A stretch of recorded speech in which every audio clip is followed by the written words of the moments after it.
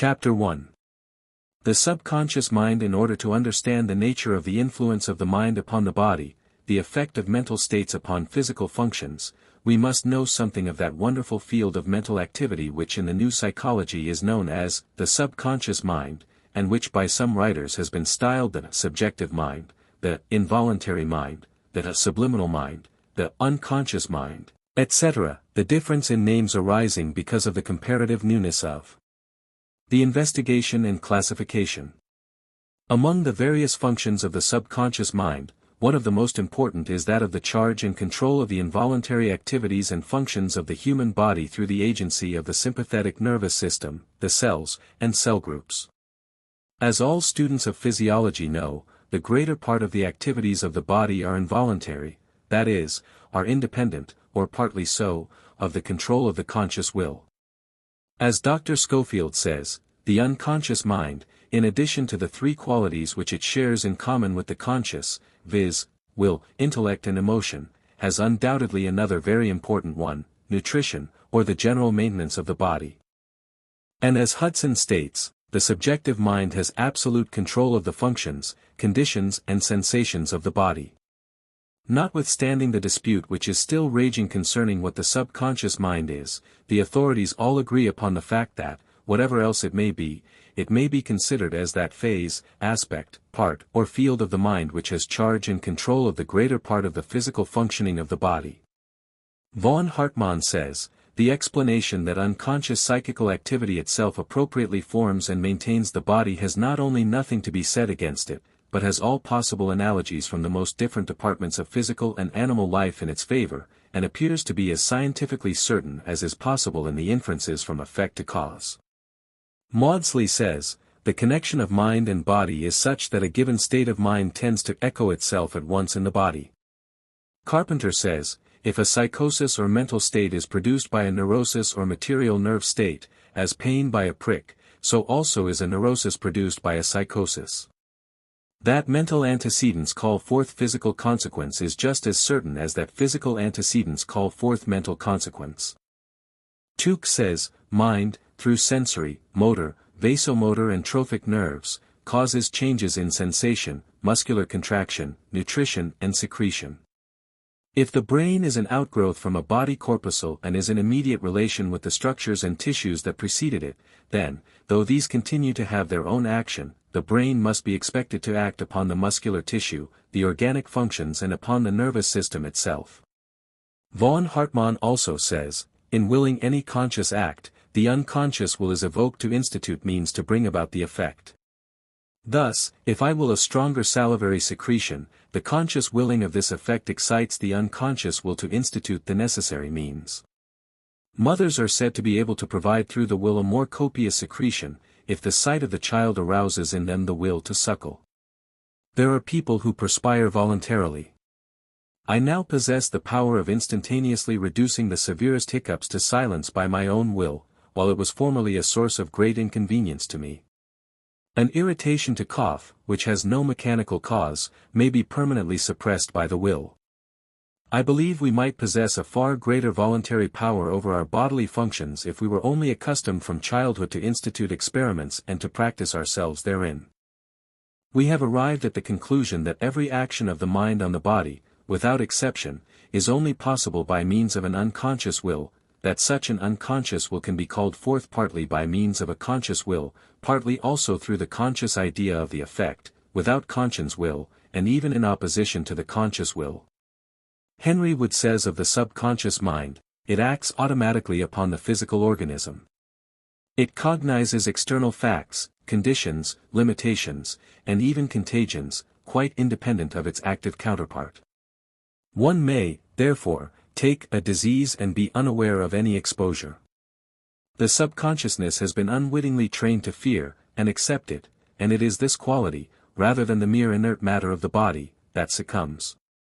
Matter is never the actor, but is always acted upon. This silent, mental partner, in operation, seems to be a living, thinking personality, conducting affairs on its own account. It is a compound of almost unimaginable variety, including wisdom and foolishness, logic and nonsense, and yet having a working unitary economy. It is a hidden force to be dealt with and educated, for it is often found insubordinate and unruly.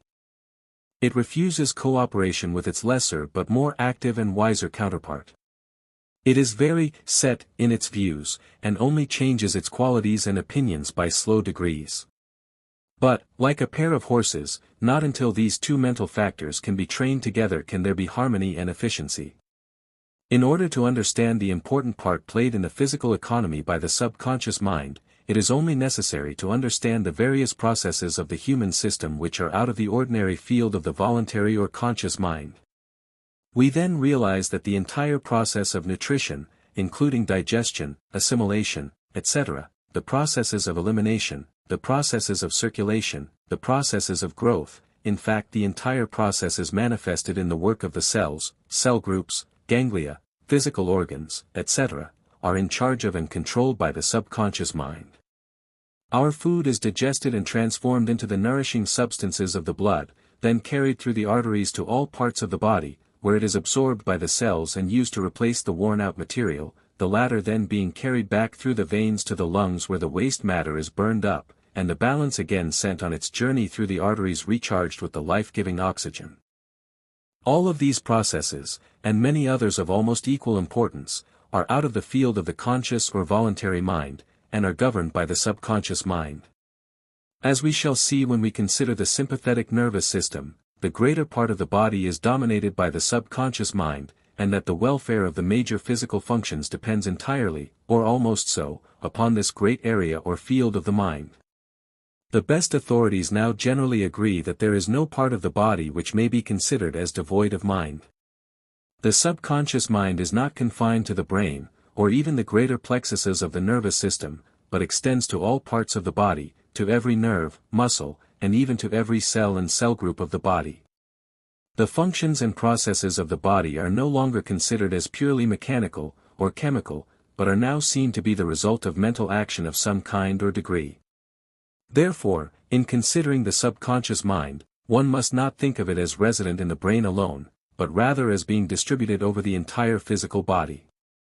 There is mind in every cell, every organ, every muscle, every nerve, in every part of the body. The importance of the above statements regarding the power and importance of the subconscious mind may be realized when one remembers the dictum of the new psychology, to wit, the subconscious mind is amenable to suggestion.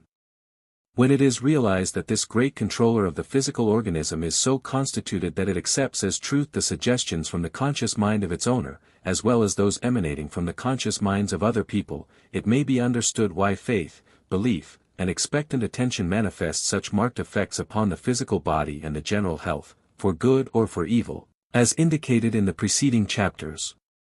All of the many instances and examples recited in the preceding chapters may be understood when it is realized that the subconscious mind, which is in control of the physical functions and vital processes, will accept the suggestions from the conscious mind of its owner, and also suggestions from outside which the conscious mind of its owner allows to pass down to it. If, as Henry Wood has said in the paragraph previously quoted, it acts automatically upon the physical organism, and seems to be a living, thinking personality, conducting affairs on its own account, and at the same time, accepts and takes on suggested conditions, it may be readily understood how the wonderful and almost incredible statements of the authorities mentioned in the preceding chapters have had real and substantial basis in truth. This understanding of the part played by the subjective mind in controlling and affecting physical conditions and activities, together with its suggestible qualities and nature, gives us a key to the whole question of the why of mental healing. Suggestion is the connecting link between mind and body, and an understanding of its laws and principles enables one to see the moving cause of the strange phenomena of the faith cures, under whatever name they may pass, and under whatever guise they may present themselves. Suggestion is the explanation offered by the new psychology for the almost miraculous phenomena which other schools seek to explain upon some hypothesis based either upon religious beliefs, or upon some metaphysical or philosophical doctrine. The new psychology holds that it is not necessary to go outside of the realms of psychology and physiology in studying mental healing or psychotherapy, and that the theories of the semi-religious and metaphysical cults are merely strange guises or masks which serve to conceal the real operative principle of cure. The following quotation from Dr. Schofield will serve to call the attention to the important part played by the subconscious mind in the physical activities, a fact which is not generally recognized. It has often been a mystery how the body thrives so well with so little oversight or care on the part of its owner. No machine could be constructed, nor could any combination of solids or liquids in organic compounds, regulate, control, counteract, help, hinder or arrange for the continual succession of differing events, foods, surroundings and conditions which are constantly affecting the body. And yet, in the midst of this ever-changing and varying succession of influences, the body holds on its course of growth, health, nutrition and self-maintenance with the most marvelous constancy. We perceive, of course, clearly, that the best of qualities, regulation, control, etc., etc., are all mental qualities, and at the same time we are equally clear that by no self-examination can we say we consciously exercise any of these mental powers over the organic processes of our bodies. One would think, then, that the conclusion is sufficiently simple and obvious, that they must be used unconsciously. In other words, it is, and can be nothing else than unconscious mental powers that control, guide and govern the functions and organs of the body. Our ordinary textbooks on physiology give but little idea of what I may call the intelligence that presides over the various systems of the body, showing itself in the bones, as we have seen, in distributing the available but insufficient amount of lime salts in disease, not equally, but for the protection of the most vital parts, leaving those of lesser value disproportionately deficient. In the muscular system nearly all contractions are involuntary. Even in the voluntary, so-called, muscles, the most we can do is to will results. We do not will the contractions that carry out these results. Muscles, striped and unstriped, are ceaselessly acting without the slightest consciousness in maintaining the balance of the body, the expression of the face, the general attributes corresponding to mental states, the carrying on of digestion and other processes with a purposiveness, and adaptation of means to new ends and new conditions, ceaselessly arising, that are beyond all material mechanism. Consider, for instance, the marvelous increase of smooth muscle in the uterus at term, and also its no less marvelous subsequent involution. Observe, too, the compensating muscular increase of a damaged heart until the balance is restored and the necessity for it ceases, as does growth at a fixed period. Consider in detail the repair of a broken bone. These actions are not mere properties of matter, they demand, and are the result of, a controlling mind. The circulation does not go round as most textbooks would lead us to believe, as the result merely of the action of a system of elastic tubes, connected with a self-acting force pump. It is such views as these that degrade physiology and obscure the marvels of the body. The circulation never flows for 2 minutes in the same manner. In an instant, miles of capillaries are closed or opened up, according to the ever-varying body needs, of which, consciously, we are entirely unaware. The blood supply of each organ is not mechanical, but is carefully regulated from minute to minute in health, exactly according to its needs and activities, and when this ever fails, we at once recognize it as disease, and call it congestion and so forth.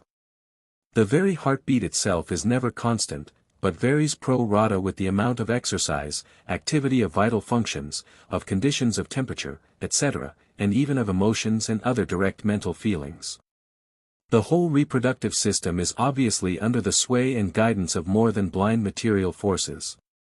In short, when thoroughly analyzed, the action and regulation of no system of the body can be satisfactorily explained, without postulating an unconscious mental element, which does, if allowed, satisfactorily explain all the phenomena. Chapter 2. The sympathetic system. The average person has a general understanding of what is meant by the nervous system, but inquiry will show that by this term he usually includes only that part of the nervous system which is known as the cerebrospinal system, or the system of nerves consisting of the brain and spinal cord, and the nerves extending therefrom throughout the body, the offices of which are to control the voluntary movements of the body. The average person is almost entirely ignorant of the existence of the great sympathetic system which controls the involuntary movements and processes, such as the processes and functions of nutrition, secretion, reproduction, excretion, the vasomotor action, etc.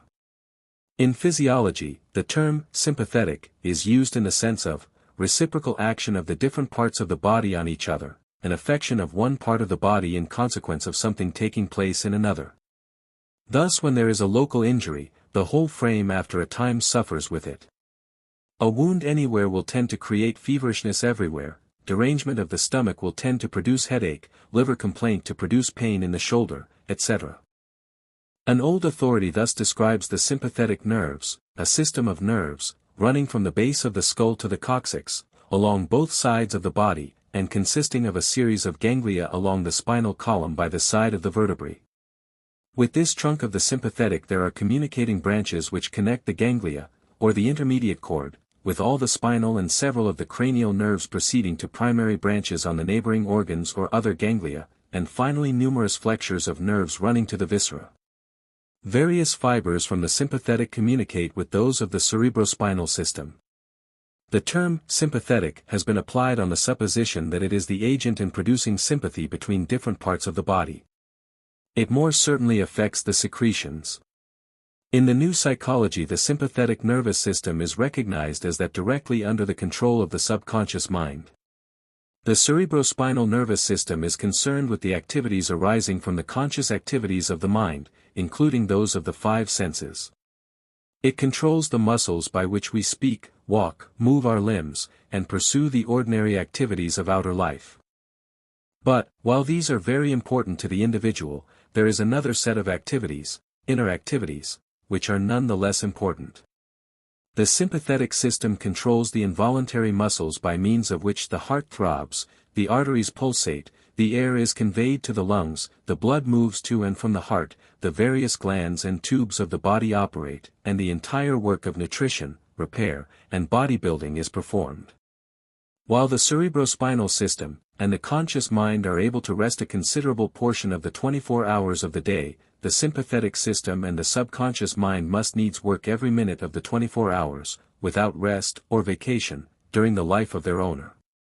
Drive E. H. Pratt, in his valuable series of impersonations, published in the medical magazines several years ago, and since reproduced in book form, makes the sympathetic man speak as follows: "The entire body can do nothing without me, and my occupation of supplying the inspiration for our entire family is so constant and engaging that I am compelled to attend strictly to business night and day from one end of life to the other, and have no time whatever for observation, education, or amusement outside of my daily tasks.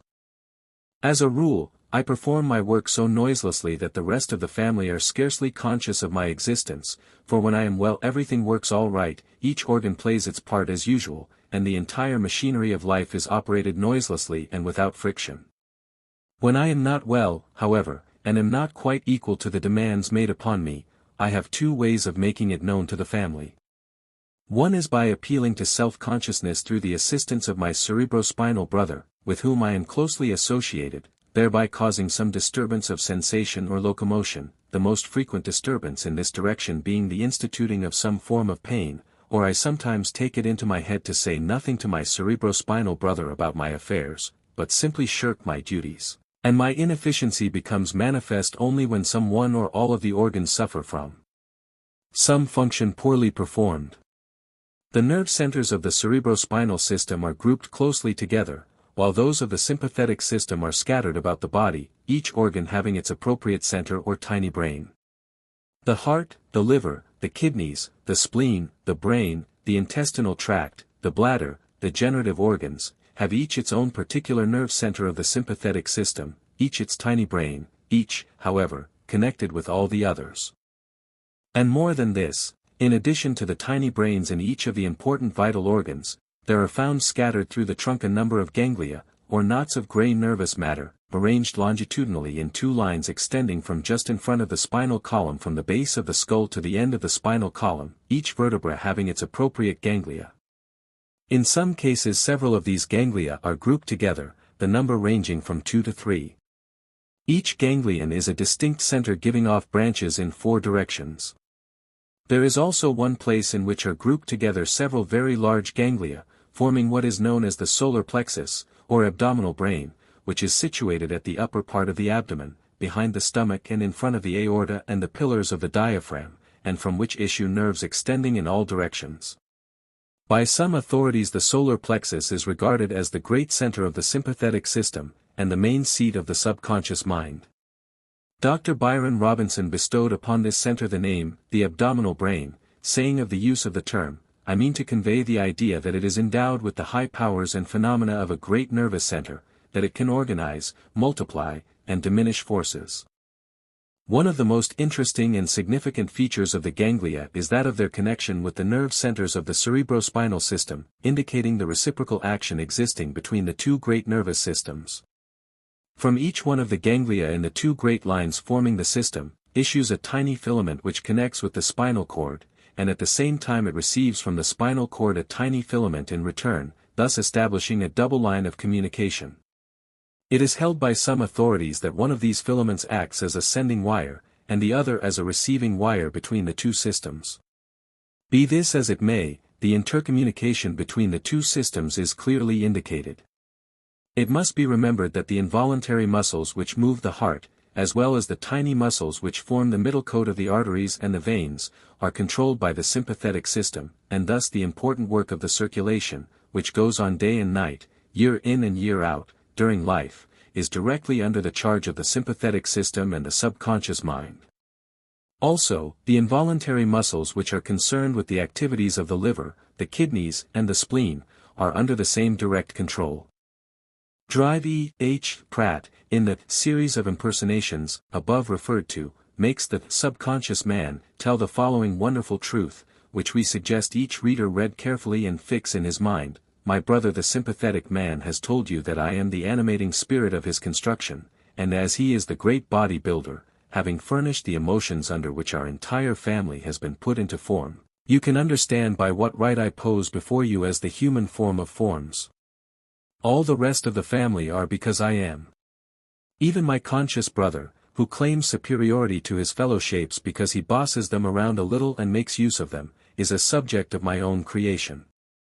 I am the life of the sympathetic man, whose existence as a human shape has already sufficiently been well established, and as there is no part of him which is not alive, the conclusion is very evident that his shape and mine are identical. There is no part of the sympathetic system which is not animated by my own principle of vitality. Indeed, he is but a cup of life, though I can assure you that his cup is full, and he would not be good for much if it was not. So, if you are able to conceive the shape of the sympathetic man, you can regard this form as identical with my own. This is really a very modest claim on my part, and does not quite do justice to myself, for in reality the sympathetic man does not contain all there is of me by any means, for I am not only in him, but all around him, and he is not by any means capable of containing my full self. When it is seen that the vital activities of the physical body are ruled, governed and controlled by the sympathetic system, animated by the subconscious mind, and that the latter is amenable to suggestion from the conscious mind and from outside, we may begin to get a glimmer of the great light which illuminates the principle of mental healing. If the subconscious mind, the builder, is influenced by suggestion to neglect his work, or to build wrongly, it is likewise possible for him to heed proper suggestion and to repair his mistakes and to rebuild properly. This principle being grasped, the rest will seem to be merely an understanding of the best methods of reaching the subconscious mind by suggestion or autosuggestion. We may now begin to understand the truth of the old axiom, as a man thinketh in his heart, so is he, physically. And as thought is based largely upon belief, can we not see the dynamic force of faith? Is there not a real psychological basis for so-called miracles? Is not the wonder-working of the cults now understandable? Chapter 3.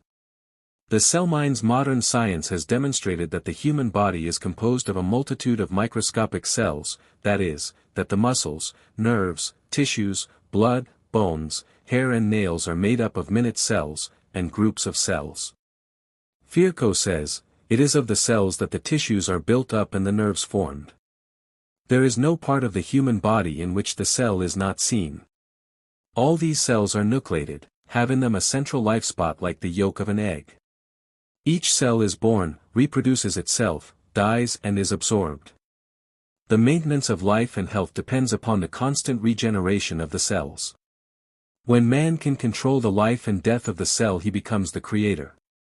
Medical science now practically asserts that disease of the body is really disease of the cells of which the body is composed, and that all healing of the body must consist of the healing of the cells, that is, of restoring the cells to normal activity and functioning.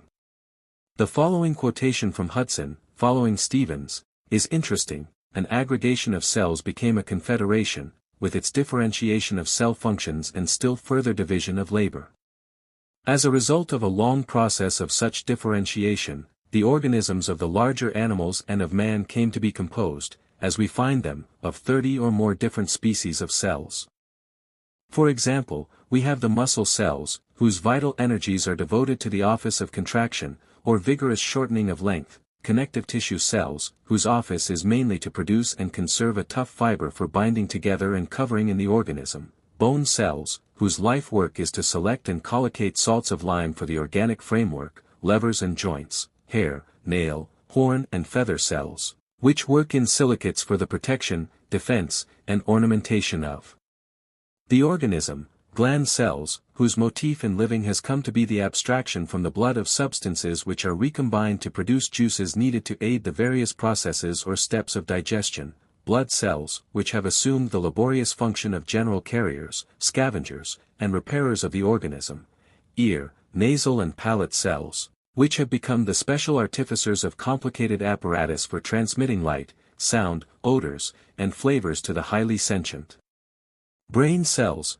pulmonary cells, which elaborate a tissue for the introduction of oxygen and the elimination of carbon dioxide and other waste products; hepatic, liver, cells, which have, in response to the needs of the organism, descended to the menial office of living on the waste products and converting them into chemical reagents to facilitate digestion; these and numerous other species of cells; and lastly, most important and of greatest interest, brain and nerve cells.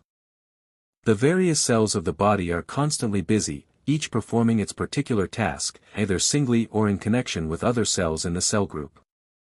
Like a great arm, the cells are divided into classes, some being engaged in the active daily work, while others are held back on the reserve line. Some are engaged in building up the tissues, muscles and bones, while others are busy manufacturing the juices, secretions, fluids and chemical compounds required in the great laboratory of the body.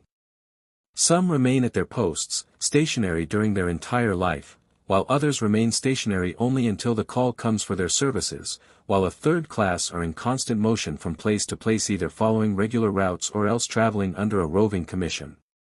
Some of the moving cells act as carriers of material, the hod carriers of the body, while others move about doing special repair work such as the healing of wounds, etc., while others still are the scavengers and street cleaners of system, and others form the cell army and cell police force. The body has been compared to a vast communistic or socialistic colony, each member of which cheerfully devotes his life work, and often his life itself, to the common good.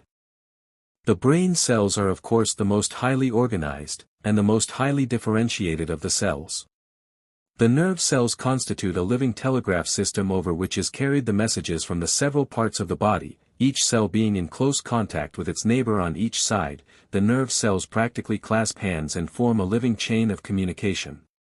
The blood cells are important members of the cell community, and are exceedingly numerous, there being over 75 billion of the red blood cells alone.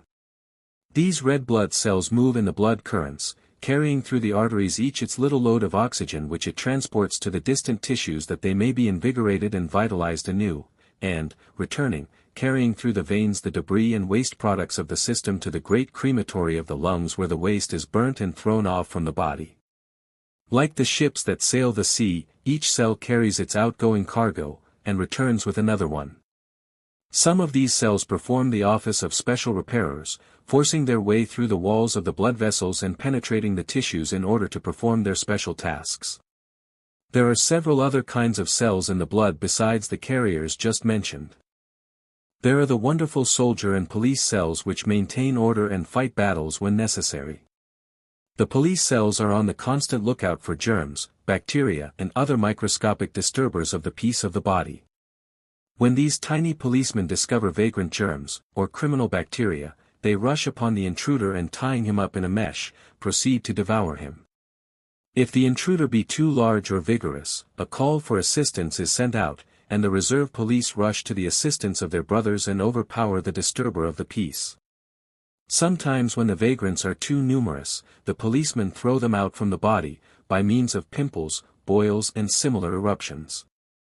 In case of infectious diseases, an army corps is ordered out in full strength and a royal fight is waged between the invading army and the defenders of home and country. Some of the blood cells take a part in the process of extracting from the food its nourishing particles, and then carrying the same through the blood channels to all parts of the body, where it is used to feed and nourish the stationary cells there located. These cells manufacture the chemical juices of the body, such as bile, gastric juice, pancreatic juices, milk, etc. In short, the entire physical process is carried on by these indefatigable tiny cells. The body of each of us is simply a great community of cells of various kinds. The cells are born by the form of reproduction common to all cells, that of subdivision. Each cell grows until a certain size is reached, when it assumes a dumbbell shape, with a tiny waistline, which waist is afterward dissolved and the two cells move away from each other. In this way, and this way alone, does the body grow, the material required for the enlargement of the cell being supplied from the food and nourishment partaken by the individual. Cells die after having performed their life work, and their corpses are carried through the veins by the carrier cells, and cast into the crematory of the lungs where they are consumed.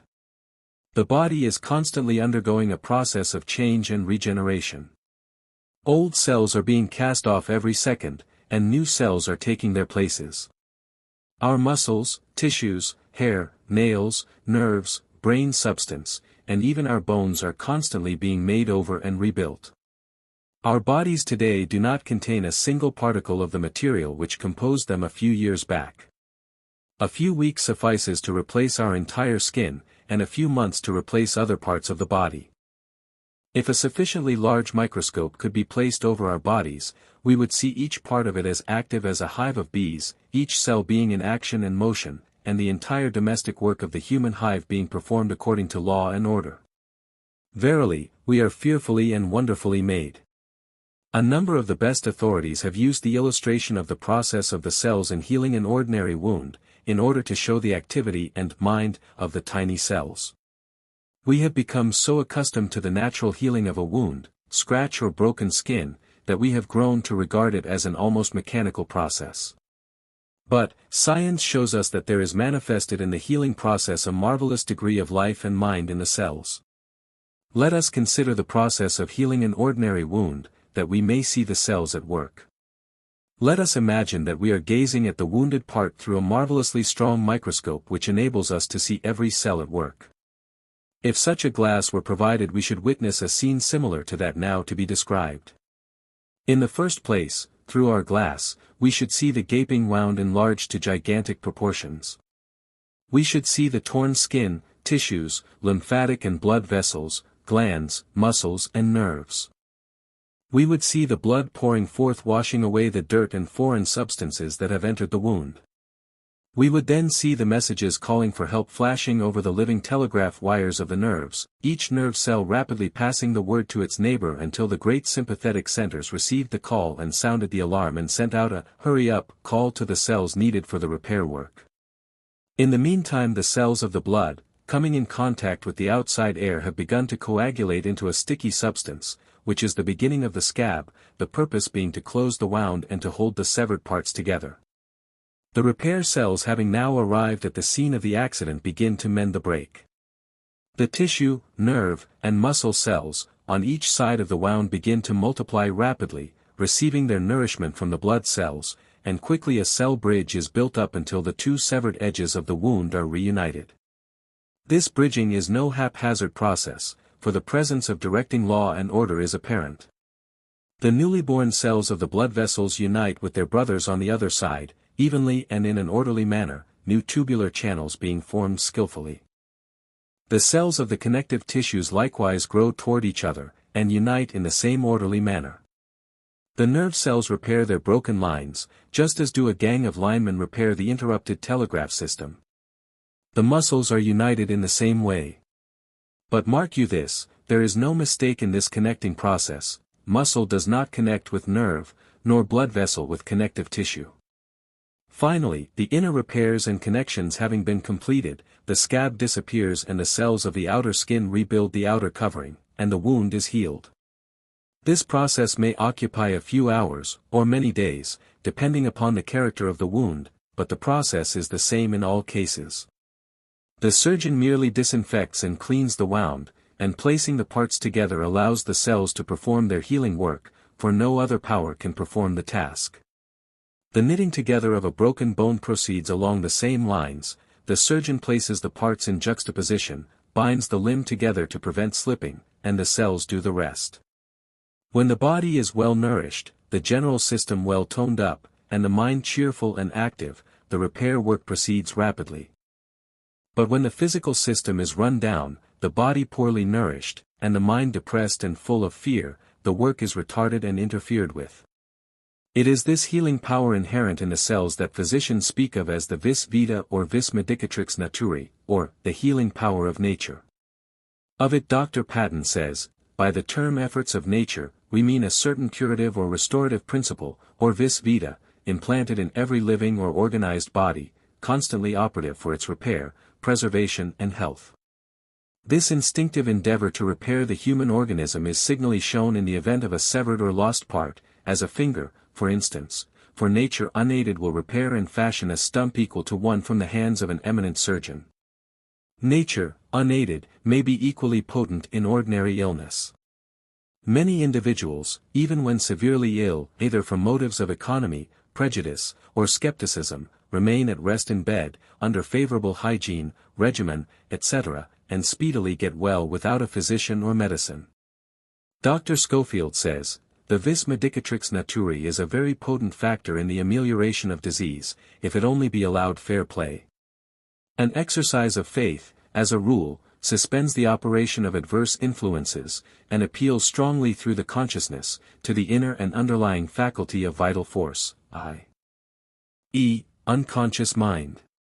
Dr. Bruce says, we are compelled to acknowledge a power of natural recovery inherent in the body. A similar statement has been made by writers on the principle of medicine in all ages. The body does possess a means and mechanism for modifying or neutralizing influences which it cannot directly overcome. Oliver Wendell Holmes says, whatever other theories we hold, we must recognize the vis medicatrix naturae, in some shape or other. Bruce says, a natural power of the prevention and repair of disorders and disease has as real and as active an existence within us, as have the ordinary functions of the organs themselves.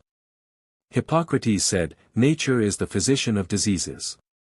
And Ambrose Pare wrote on the walls of the great medical school, the École de Médecine of Paris, these words, Je le pensais et Dieu le guérit, which translated is, I dressed the wound, and God healed it. It is of course true that the life and mind in the cells is derived from the subconscious mind. In fact the cells themselves may be said to embody the subconscious mind, just as the cells of the brain embody the conscious mind. In every cell there is to be found intelligence in a degree required for the successful performance of the particular task of that cell. Hudson says, all organic tissue is made up of microscopic cells, each one of which is a living, intelligent entity.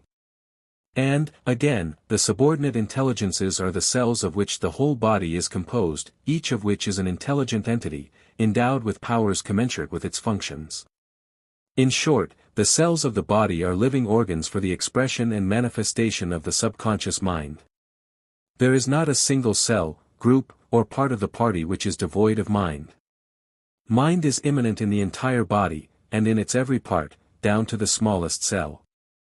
The following quotation from Dr. Thompson J. Hudson's Mental Medicine clearly expresses a truth conceded by modern science.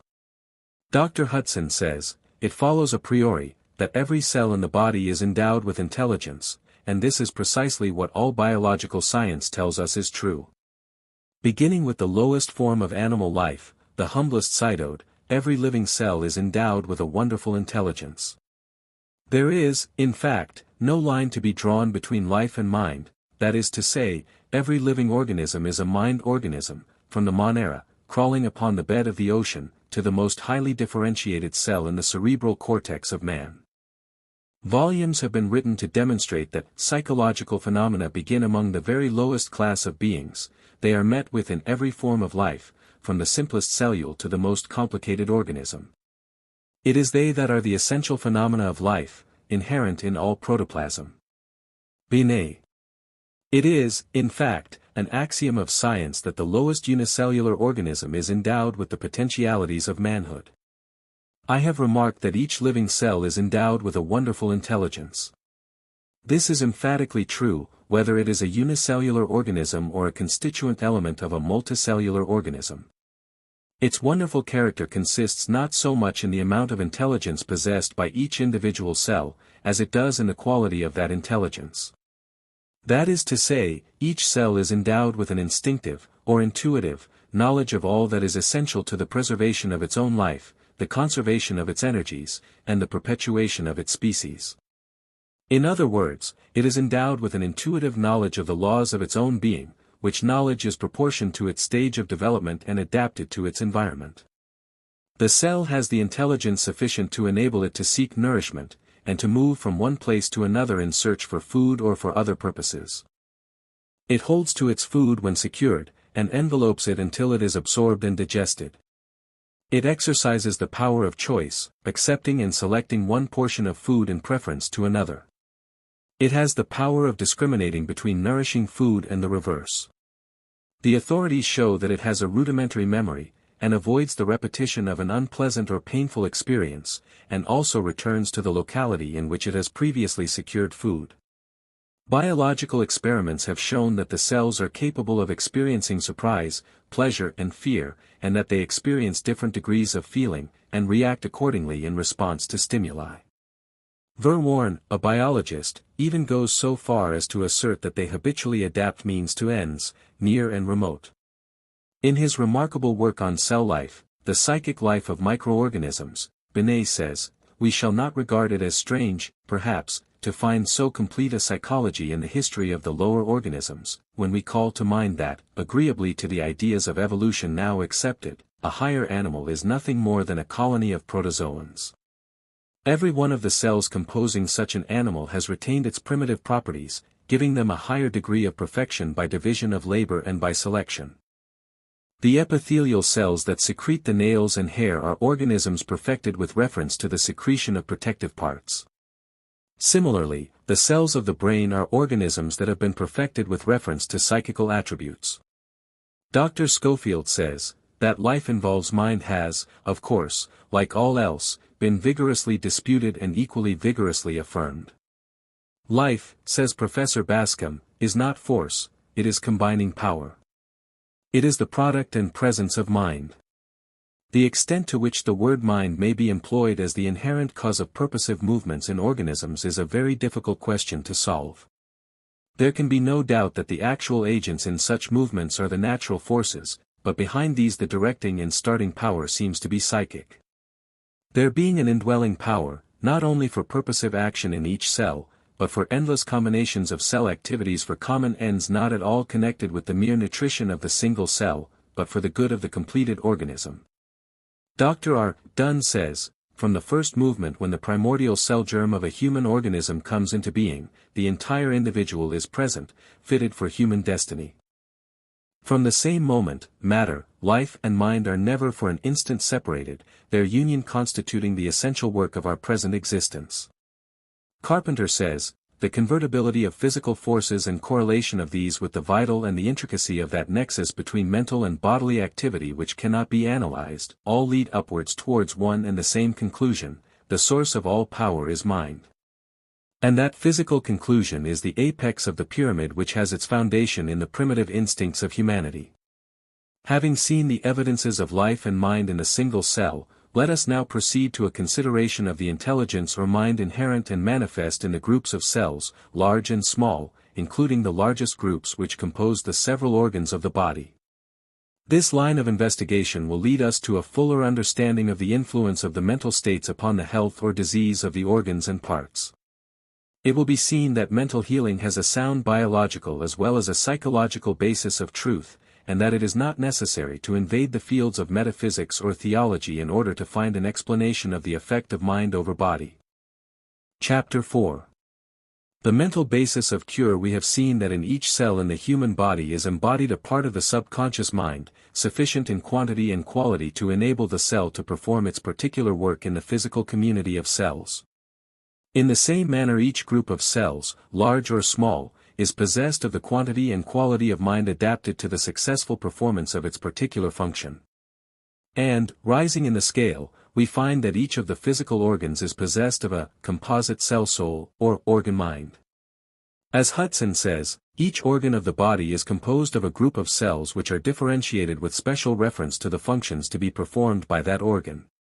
In other words, every function of life is performed by groups of cooperative cells, so that the body as a whole is simply a confederation of the various groups.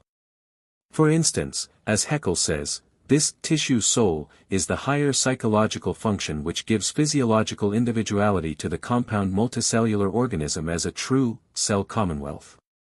It controls all the separate cell souls of the social cells, the mutually dependent citizens, which constitute the community. The human egg cell, as soon as it is fertilized, multiplies by division and forms a community, or colony of many social cells. These differentiate themselves, and by their specialization, by various modifications of these cells, the various tissues which compose the various organs are developed. The developed many-celled organisms of man and of all higher animals resemble, therefore, a social civil community, the numerous single individuals of which are, indeed, developed in various ways, but which were originally only simple cells of one common structure.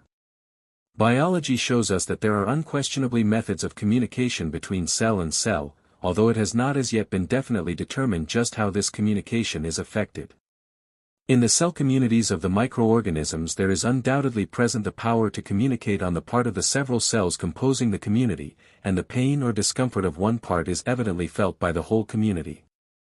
Just as an army, or a congregation, has a mind common to the whole, in addition to the individual minds of its units, so has every organ of the body an organ mind, in addition to the individual cell minds of its unit cells.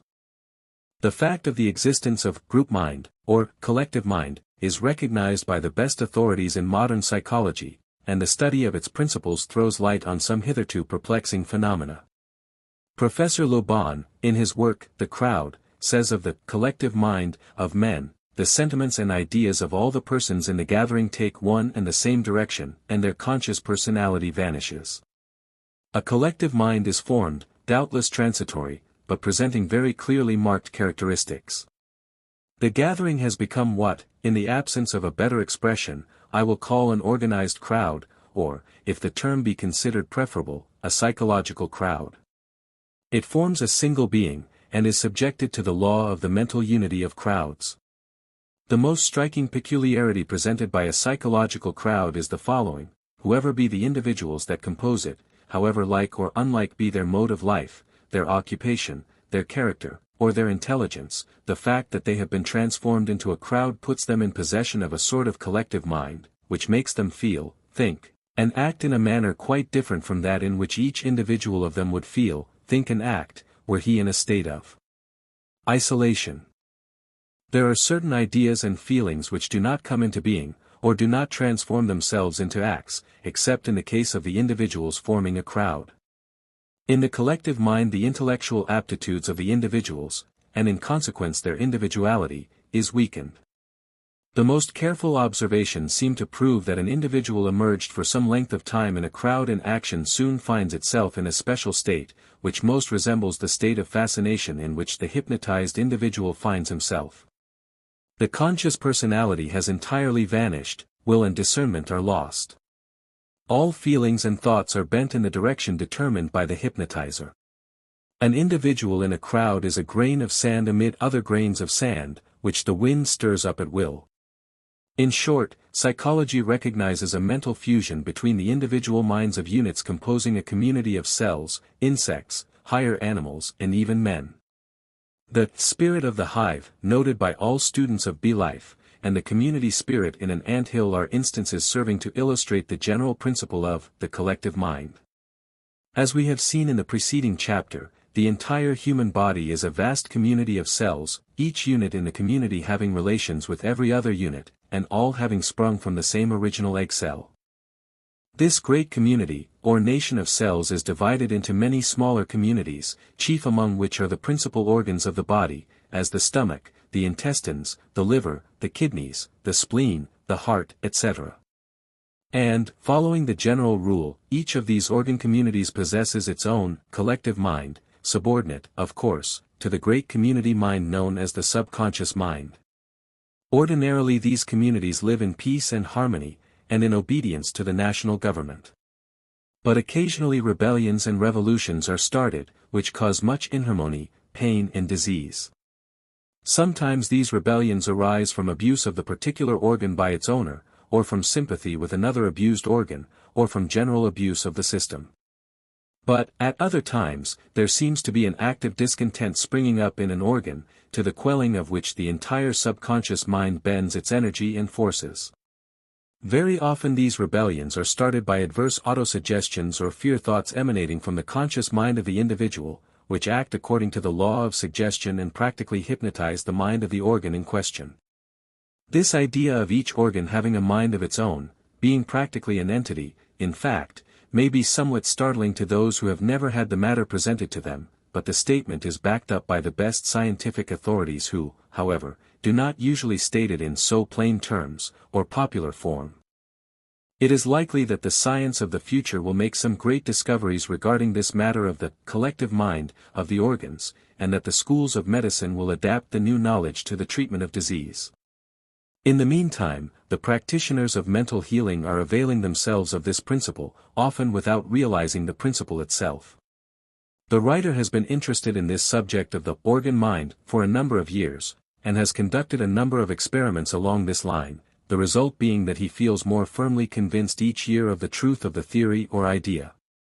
He has found that mental treatments based on this theory have been very successful, much more so in fact than those conducted in pursuance to other theories. It seems that by applying the suggestive treatment direct to the affected organ a quicker response is had. The writer is indebted to Dr. Paul Edwards, a well-known mental healer, who several years ago advanced the idea that the mind or intelligence in the several organs differed greatly in temperament and quality. He informed us that he had proven to his own satisfaction that the heart is very intelligent, and quite amenable to mild, gentle, coaxing suggestions, advice or orders, while, on the other hand, the liver is a most mulish, stubborn, obstinate organ mind, which requires one to drive it in a sharp positive manner. Investigation along these lines suggested by Dr. Edwards has convinced the writer that the theory is warranted by the facts. Experiments have shown that the heart organ mind is gentle, mild, and easily influenced by kindly suggestion, advice and requests, and that it needs but a word directed to it to attract its attention. Likewise, the liver has been found to be brutish, stubborn and obstinate, needing the most vigorous suggestions. In short, the liver mind is a donkey and must be so treated. The liver mind is sluggish, torpid and sleepy, and needs much prodding before it will sit up and take notice. The stomach has been found to be quite intelligent, especially when it has not been brutalized by stuffing. It will readily respond to suggestive treatment of all kinds, it being noticed that it may be easily flattered or jollied into good behavior, just as may certain children. The nervous system has a mind of its own, and will accept suggestions, although it is usually difficult to attract its attention, owing to its habit of concentration upon its regular work. The bowel mind will respond to firm, kind treatment, as will also the uterus mind and the mind controlling the other organs peculiar to women. In another work, the writer has said regarding this form of treatment of the organs through their organ minds, remember, always, that you are mind talking to mind, not to dead matter. There is mind in every cell, nerve, organ and part of the body, and in the body as a whole, and this mind will listen to your central mind and obey it, because your central mind is positive to it, the organ is negative to you.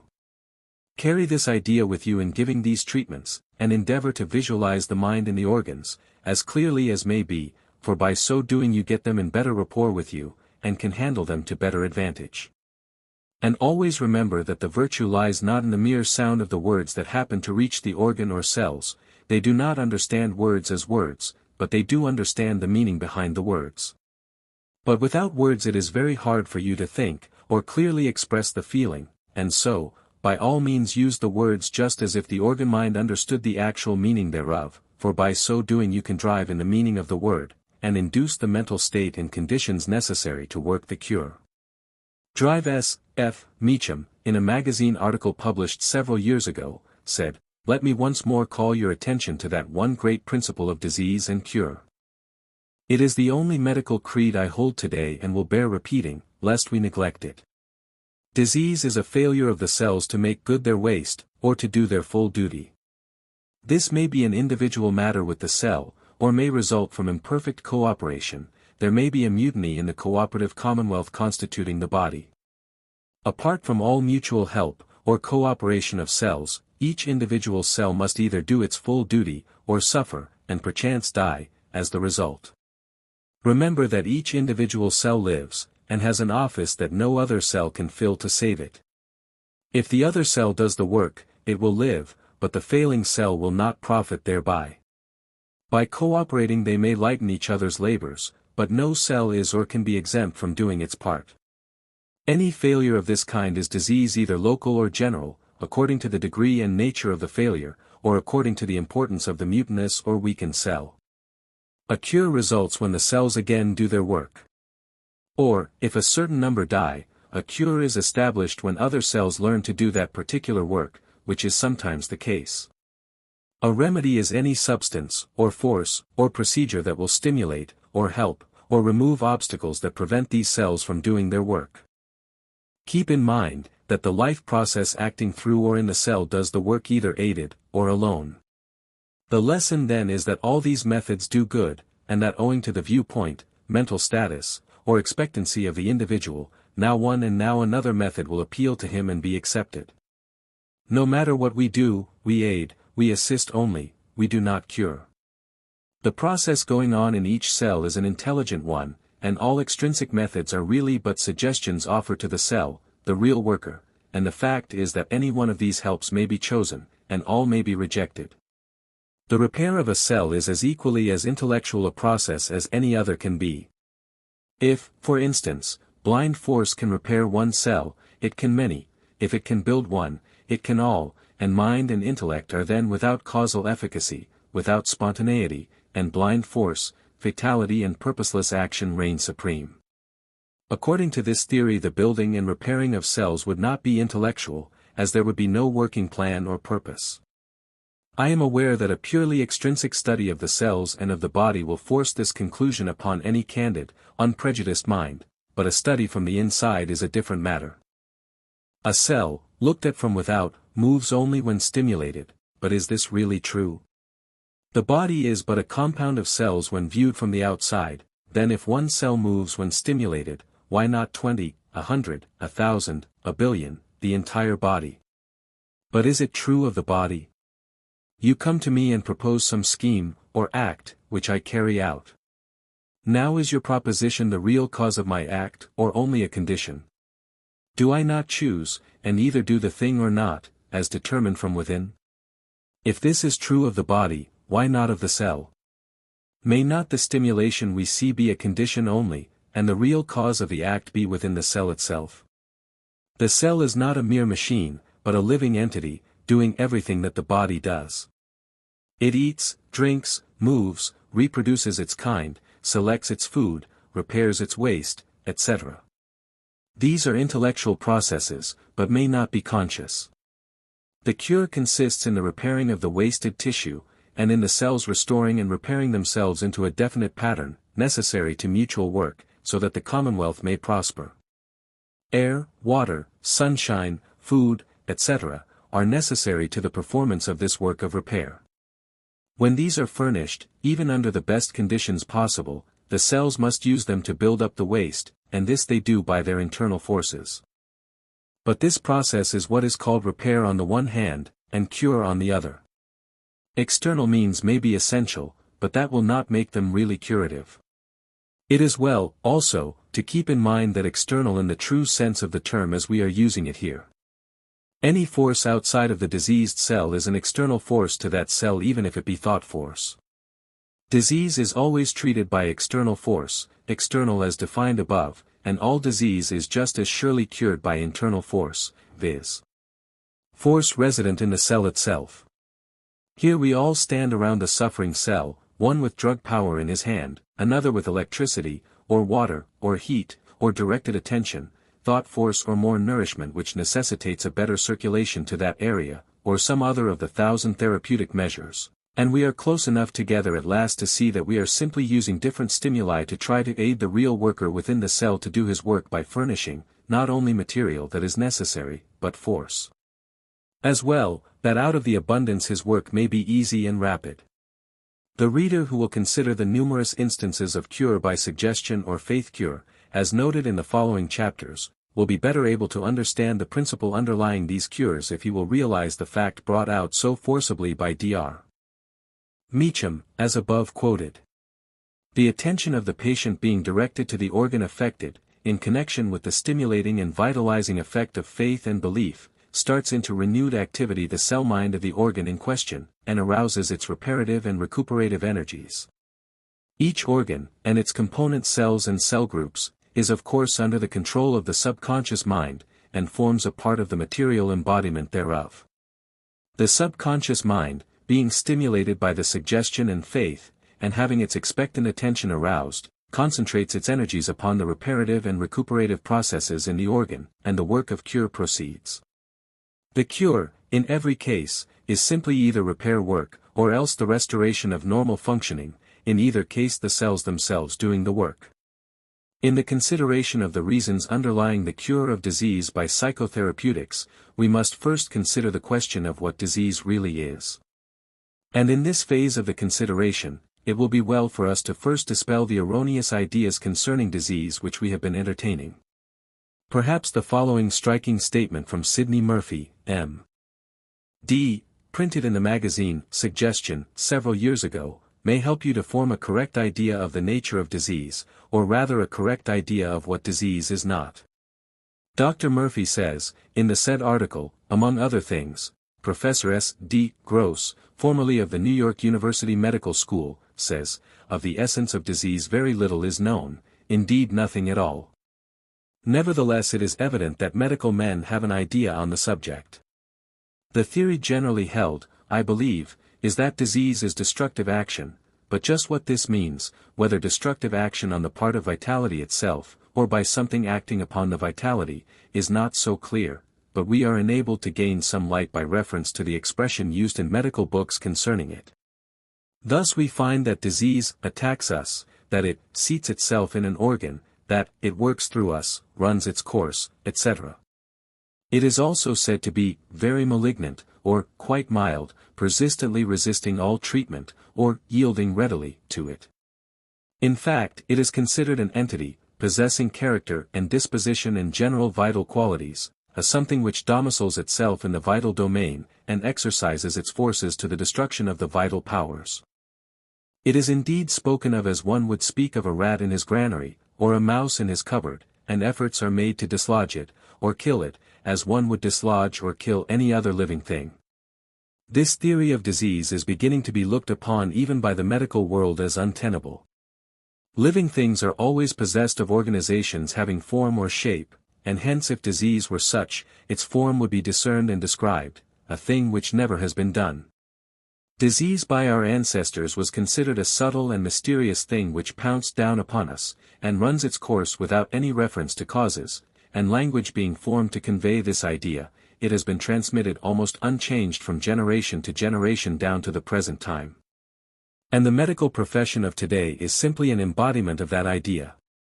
It is probable that the term destructive action is generally held to mean destructive action on the part of the vitality itself.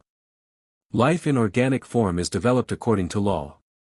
Slowly rising into power, organization at length reaches its zenith, and then goes down the gentle declivity, until the soul steps off into the great beyond, without pain or struggle, provided always that the conditions of life are natural and therefore favorable, but if these be unfavorable results must of course follow, vitality, nevertheless, doing the best it can under the circumstances to preserve the normal state of the body. Disease, we propose to show, is not antagonistic to vital action, but the opposite, a remedial effort, or vital action on the defensive.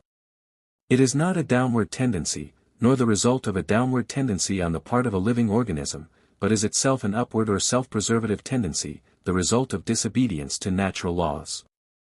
It is simply abnormal action, because of abnormal conditions. In considering the above revolutionary statement of Dr. Murphy, we must remember that vitality, or a vital force, is simply the action of the subconscious mind operating through the sympathetic system, the organ minds, and the cell minds. All vital energy, at the last, is mental energy. And, we must also remember that the abnormal conditions, which Dr. Murphy speaks of as being the cause of abnormal action or disease, are not confined alone to physical or material conditions, but also to abnormal mental conditions, such as fear thought, adverse suggestions, improper use of the imagination, etc. As we have seen in the preceding chapters, the causes of disease may be mental as well as material or physical. The subconscious mind in its vital activities is constantly at work building up, repairing, growing, nourishing, supporting and regulating the body, doing its best to throw off abnormal conditions, and seeking to do the best it can when these conditions cannot be removed. With its source pure and unpolluted, the stream of vitality flows on unhindered, but when the poison of fear thought, adverse suggestion and false belief is poured into the source or spring from which the stream rises, it follows that the waters of life will no longer be pure and clear. Let us notice the general direction of the vital activities of the subconscious mind. In the first place, we find that the vital activities are primarily concerned with self-preservation, that is, with the preservation of the individual and the race. One has but to notice the ever-present manifestation of the race instinct, which draws the males and females of the several species together, that they may mate and bring forth the young needed to keep alive the species.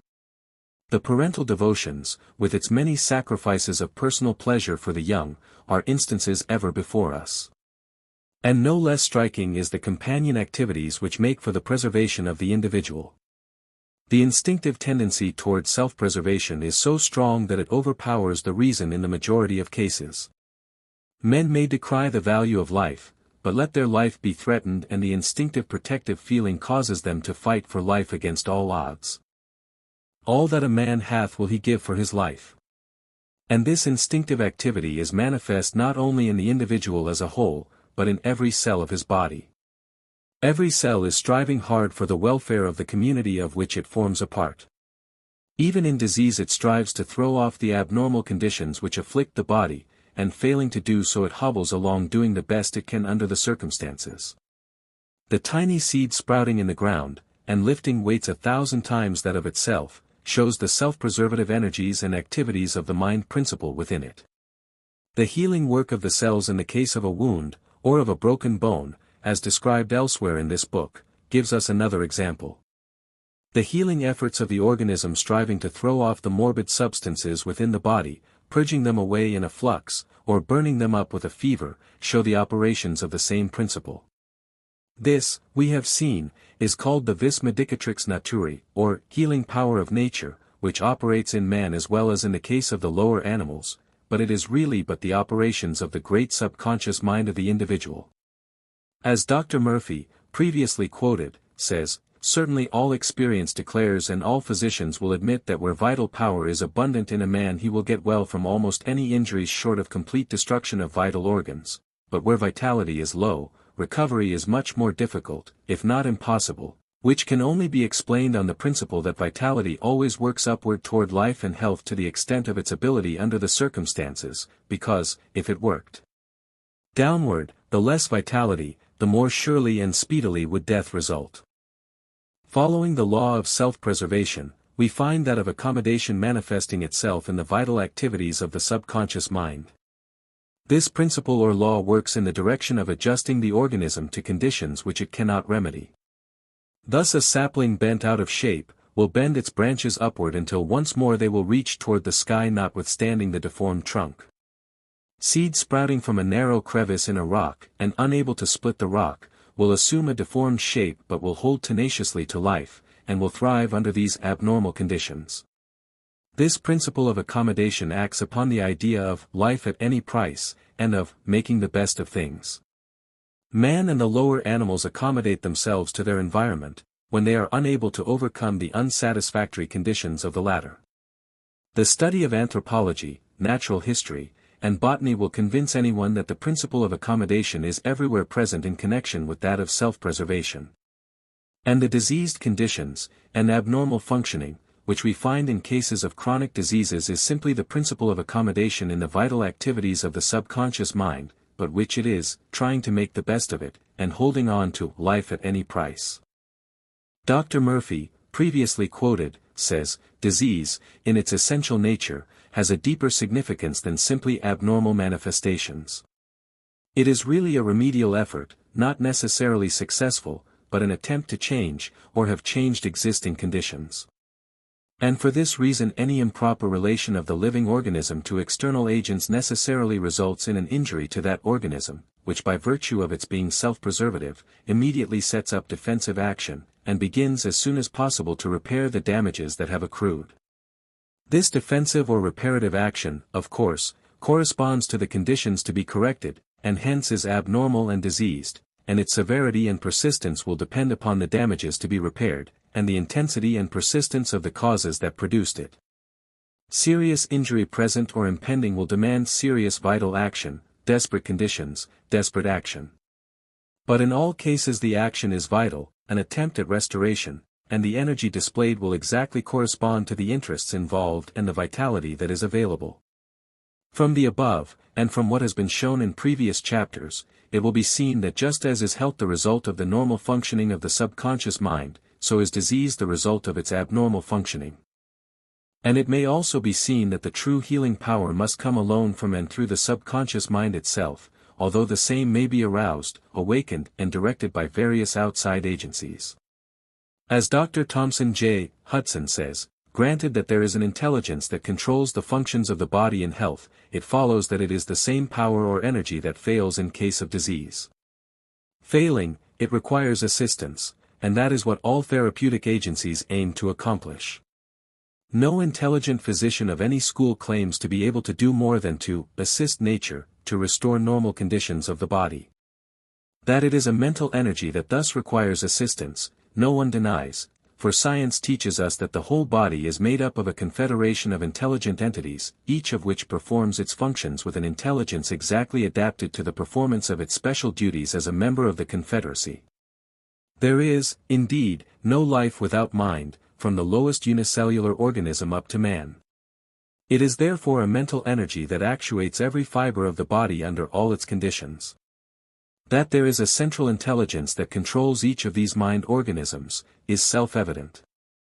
It is sufficient for us to know that such an intelligence exists, and that, for the time being, it is the controlling energy that normally regulates the action of the myriad cells of which the body is composed. It is, then, a mental organism that all therapeutic agencies are designed to energize, when, for any cause, it fails to perform its functions with reference to any part of the physical structure. Chapter 5. The history of psychotherapy. One of the most remarkable achievements of the new psychology is that of gathering up the scattered instances of the effect of the power of the mind over the body, under the various masks and guises worn during the ages, and uniting them in one broad and general synthesis in which is to be seen the one fundamental principle of mental healing operating under 1,000 names, forms and theories, in every race, nation and clime in all ages past and present. The new psychology is the great reconciler of the various theories, dogmas and speculations concerned with the subject of the strange cures effected by the mind, as well as with the equally strange adverse effect upon the physical organism of negative thoughts. From the earliest days of history we find records of strange and marvelous cures effected by non-material agents. In some cases the effect is attributed to magical power, while in others, and the majority of cases, the cure is attributed to some particular religious belief, creed or ceremony.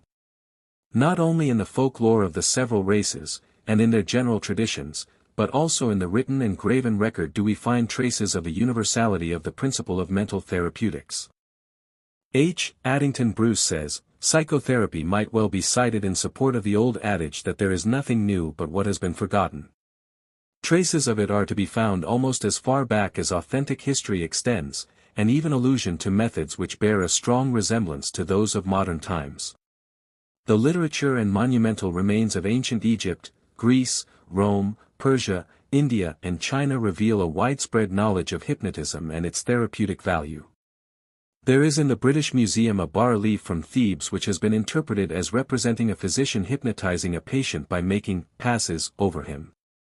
According to the Ebers Papyrus, the laying on of hands formed a prominent feature of Egyptian medical practice as early as 1552 BC, or nearly 3,500 years ago, and it is known that a similar mode of treatment was employed by priests of Chaldea in ministering to the sick. So, also, the priests of the famous temples of health are credited with having worked numerous cures by the mere touch of the hands. In connection with these same temples of health were sleeping chambers, repose in which was supposed to be exceptionally beneficial. Asclepiades of Bithynia, who won considerable fame at Rome as a physician, systematically made use of the induced trance in the treatment of certain diseases. Plautus, Martial, and Seneca refer in their writings to some mysterious process of manipulation which had the same effect, that is, of putting persons into an artificial sleep. And Solon sang, apparently, of some form of mesmeric cure. The smallest hurt sometimes increase and rage more than all art of physic can assuage, sometimes the fury of the worst disease the hand by gentle stroking, will appease. Many other instances might be mentioned testifying to the remarkable extent to which psychotherapy, in one form or another, was utilized in the countries of the ancient world. This, of course, does not necessarily imply that the ancients had any real understanding of the psychological and physiological principles governing its operation. On the contrary, there is every reason to believe that they used it much as do too many of the mental healers of today, on the basis of faith cure, pure and simple, with no attempt at diagnosis, and in a hit-or-miss fashion. It was not until the very end of the Middle Ages, so far as history informs us, that anything even remotely resembling a scientific inquiry into its nature and possibilities was undertaken, and then only in a faint, vague, indefinite way, by men who were metaphysicians and mystics rather than scientists. The first of these, Petrus Pomponius, a 16th-century philosopher, sought to prove that disease was curable without drugs, by means of the magnetism existing in certain specially gifted individuals. When those who are endowed with this faculty, he affirmed, operate by employing the force of the imagination and the will, this force affects their blood and their spirits, which produce the intended effects by means of an evaporation thrown outwards. Following Pomponius, John Baptist von Helmont, to whom medical science owes a great deal, also proclaimed the curative virtue of magnetism, which he described as an invisible fluid called forth and directed by the influence of the human will. Other writers, notably Sir Kenelm Digby, laid stress on the power of the imagination as an agent and a cause as well as the cure of disease, compiling in a curious little treatise published in 1658, as interesting a collection of illustrative cases as is contained in the literature of modern psychotherapy. In the Middle Ages, we read that there were many instances of miraculous cures effected at the various shrines of the saints, and in the churches in which were exhibited the bones and other relics of the holy people of church history. As Dr. George R. Patton says, a word scrawled upon parchment, for instance, would cure fevers, an hexameter from the Iliad of Homer cured gout, while rheumatism succumbed to a verse from Lamentations. These could be multiplied, and undoubtedly all were equally potent of cure in like manner. At one time holy wells were to be found in almost every parish of Ireland, to which wearisome journeys were made for the miraculous powers of cure. It was the custom of the cured to hang upon the bushes contiguous to the spring small fragments of their clothing, or a cane, or a crutch as a memento of cure, so that from afar the springs could be easily located by the many-colored fragments of clothing, rags, canes and crutches swayed upon the branches by the wind. Inasmuch as the bushes for many rods around were thus adorned, the cures must have been far from few. In the Middle Ages it was the custom of persons afflicted with scrofula and kindred disorders to come before the king upon certain days to receive the royal touch, or laying on of hands, which was held to be an infallible specific for the disease. The custom was instituted by Edward the Confessor, and continued until the accession to power of the House of Brunswick. It is a matter of history that many persons were cured by the touch of the king's hands.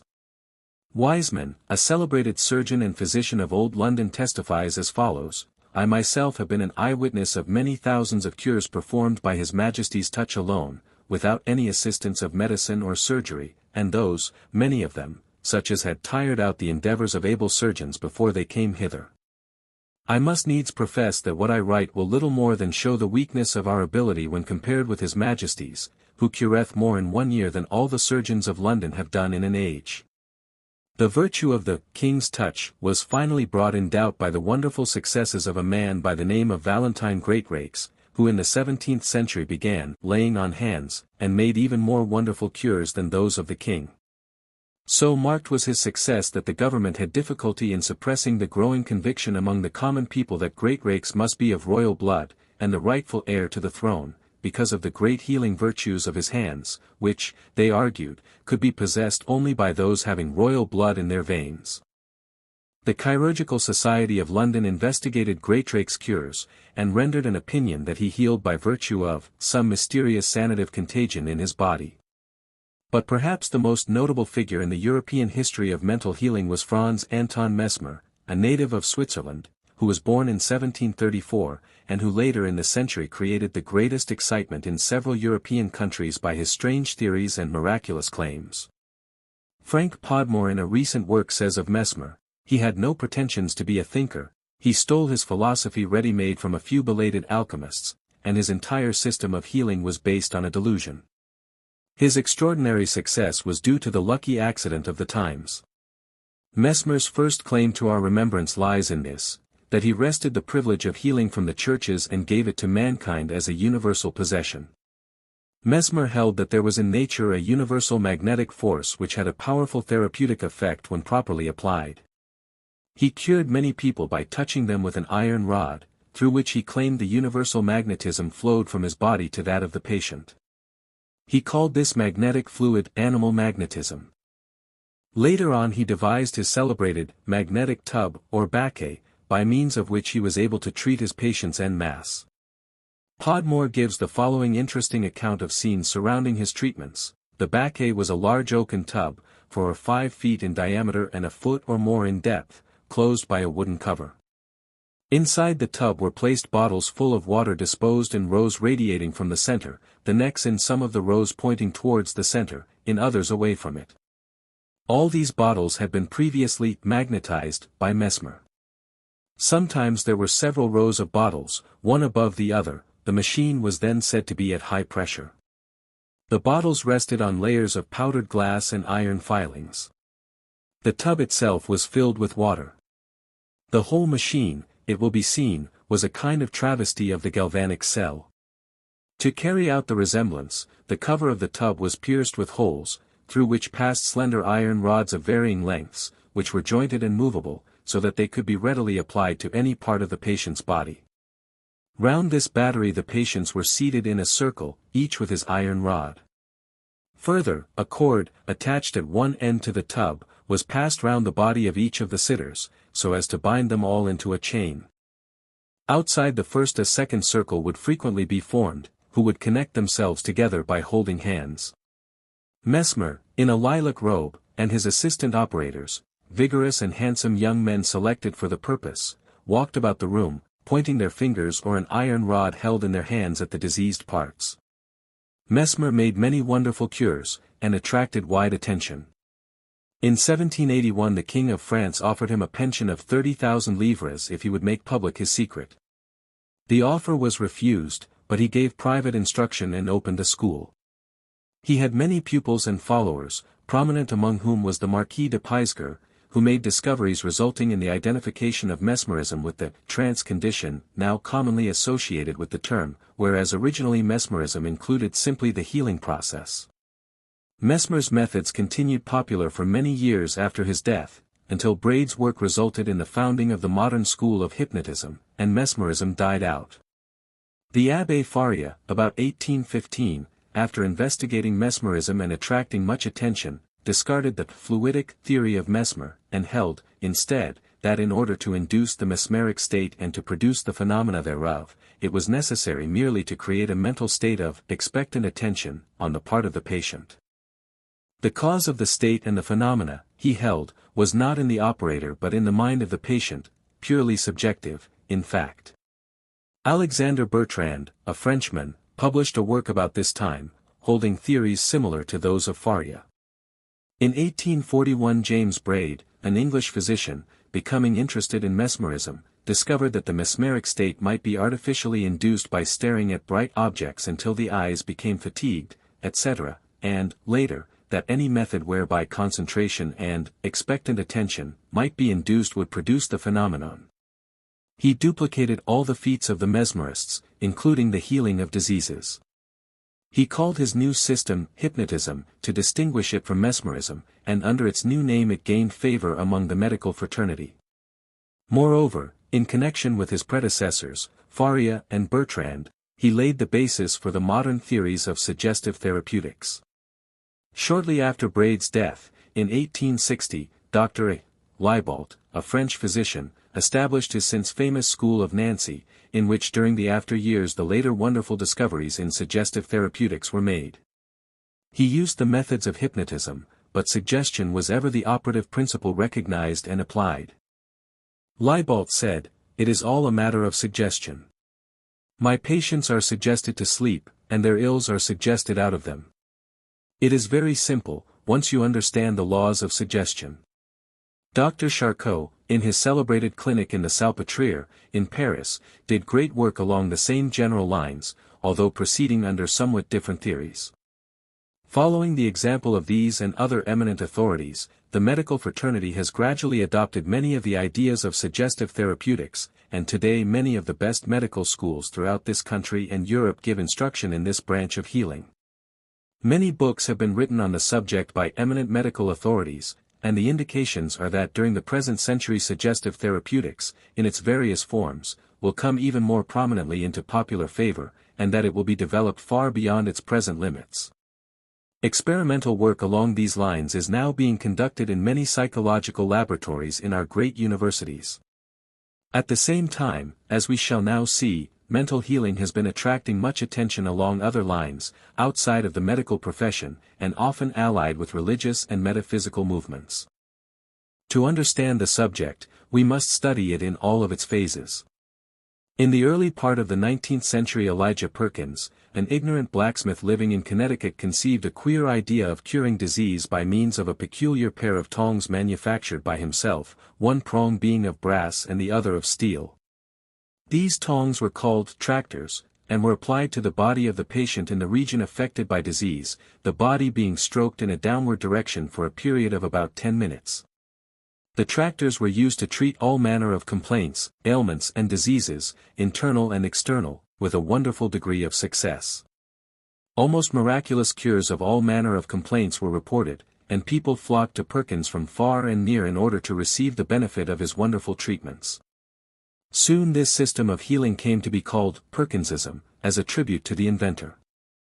The popularity of the system spread rapidly in the United States, particularly in New England, every city and many towns patronizing Perkins practitioners and healers. From this country the craze spread to Great Britain, and even to the continent. Centers of treatment, and even hospitals, were established by the Perkinsites, and the fame of the tractors increased daily in ever-widening circles. In Europe alone it is reported that over 1,500,000 cures were performed, and the medical fraternity were at their wits' ends to explain the phenomenon. Finally, Dr. Haygarth, of London, conceived the idea that the real virtue of the cures was vested in the minds, belief and imagination of the patients rather than in the tractors, and that the cures were the result of the induced mental states of the patients instead of by the metallic qualities of the apparatus. He determined to investigate the matter under this hypothesis, and accordingly constructed a pair of tractors of wood, painted to resemble the genuine ones. The following account by Bostock describes the result. He accordingly formed pieces of wood into the shape of tractors and with much assumed pomp and ceremony applied them to a number of sick persons who had been previously prepared to expect something extraordinary. The effects were found to be astonishing. Obstinate pains in the limbs were suddenly cured, joints that had long been immovable were restored to motion, and, in short, except the renewal of lost parts or the change in mechanical structure, nothing seemed beyond their power to accomplish.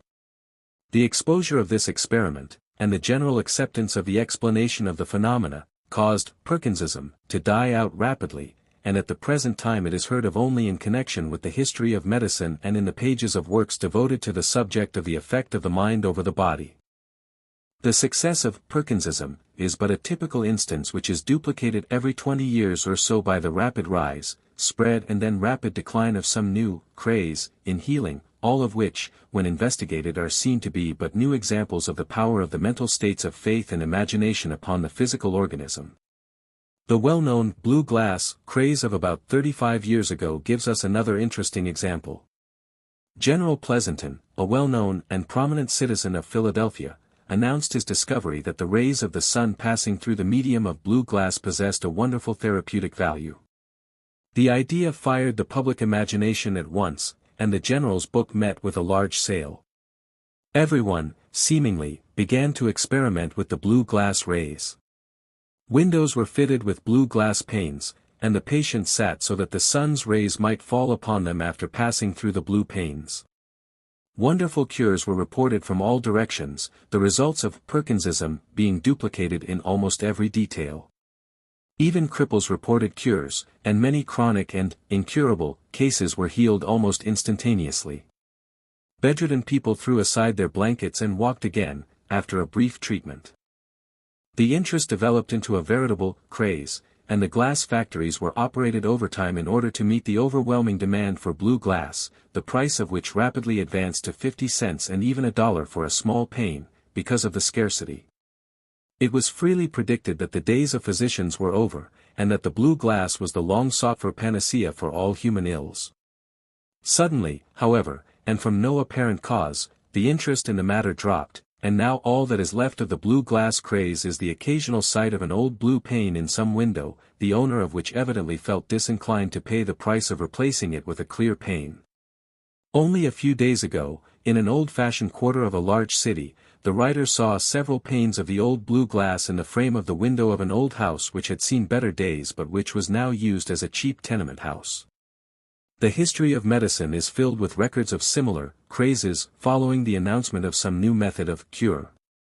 The striking peculiarity of these cures is that they all occur during the height of the excitement and notoriety of the early days of the announcement, while they decline in proportion to the decline in public faith and interest, the explanation being that in every instance the cure is effected by the action of the mental states of expectancy, faith, and the imagination of the patient, irrespective of any virtue in the method or system itself.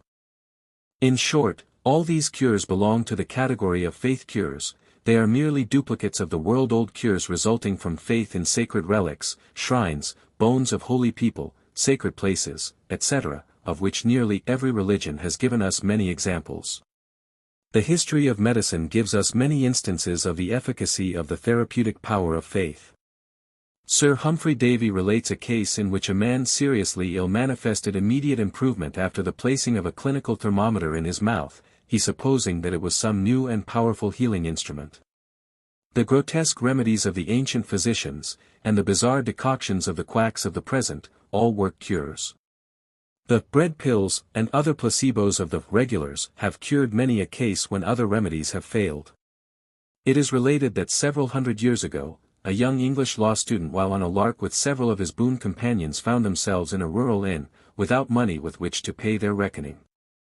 Finally, after much thought, the young man called the innkeeper and told him that he, the student, was a great physician, and that he would prepare for him a magic amulet which would cure all diseases, in return for the receipted account of himself and friends. The landlord gladly consented, and the young man wrote some gibberish on a bit of parchment, which together with sundry articles of rubbish he inserted in a silk cover. With a wise and dignified air he then departed. Many years rolled by, and the young man rose to the position of a high justice of the realm. One day before him was brought a woman accused of magic and witchcraft. The evidence showed that she had cured many people by applying to their bodies a little magic amulet, which the church authorities considered to be the work of the devil. The woman, on the stand, admitted the use of the amulet and the many cures resulting therefrom, but defended herself by saying that the instrument of cure had been given to her father, now deceased, many years ago, by a great physician who had stopped at her father's inn. She held that the cures were genuine medical cures resulting from the medicinal virtues of the amulet, and not the result of magic or witchcraft. The justice asked to be handed the wonderful amulet. Ripping it open with his penknife, he found enclosed the identical scrawl inserted by himself many years before. He announced the circumstances from the bench, and discharged the woman, but the healing virtues of the amulet had disappeared, never to return. The cures were the result of the faith and imagination of the patients. The modern instances of the several great divine healers, such as John Alexander Dowie of Chicago, and Francis Schlatter of Denver, give us additional evidence of the efficacy of faith as a therapeutic agent. John Alexander Dowie, a Scotch preacher, came to America some 20 years ago, and instituted a new religion in which healing was an important feature. He claimed that all disease was the result of the devil, and that belief in God and the prayers of Dowie and his assistants would work the cure of the devil's evil operations. Great numbers flocked to Dowie's standard, and thousands of wonderful cures were reported. His tabernacle was filled with testimonials and trophies from cured people. Back of Dowie's pulpit were displayed many crutches, plaster casts, braces, and other spoils wrested from the devil by Dowie and his aides. His experience meetings were thronged with persons willing and anxious to testify that whereas they had been afflicted they were now whole again. Dowie succeeded in building up a great following all over the world, and had he not overreached himself and allowed his colossal vanity to overshadow his original ideas, the probability is that he would have founded a church which would have endured for centuries. As it is, he was discredited and disowned by his followers, and his church is now but little more than a memory. Francis Schlatter, the German shoemaker of Denver, with his divine healing, was a well-known figure in the West several years ago. He was undoubtedly a half-insane fanatic, believing himself inspired by God to heal the nations. Persons flocked to him from afar, and he is reported to have healed thousands, many of whom were suffering from serious ailments. He afterward disappeared, and is believed to have died in the desert of the Far West.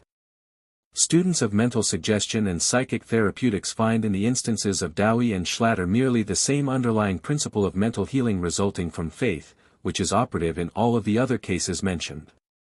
The theology, creed, theories of methods have but little to do with the cures, so long as the proper degree of faith is induced in the mind of the patient.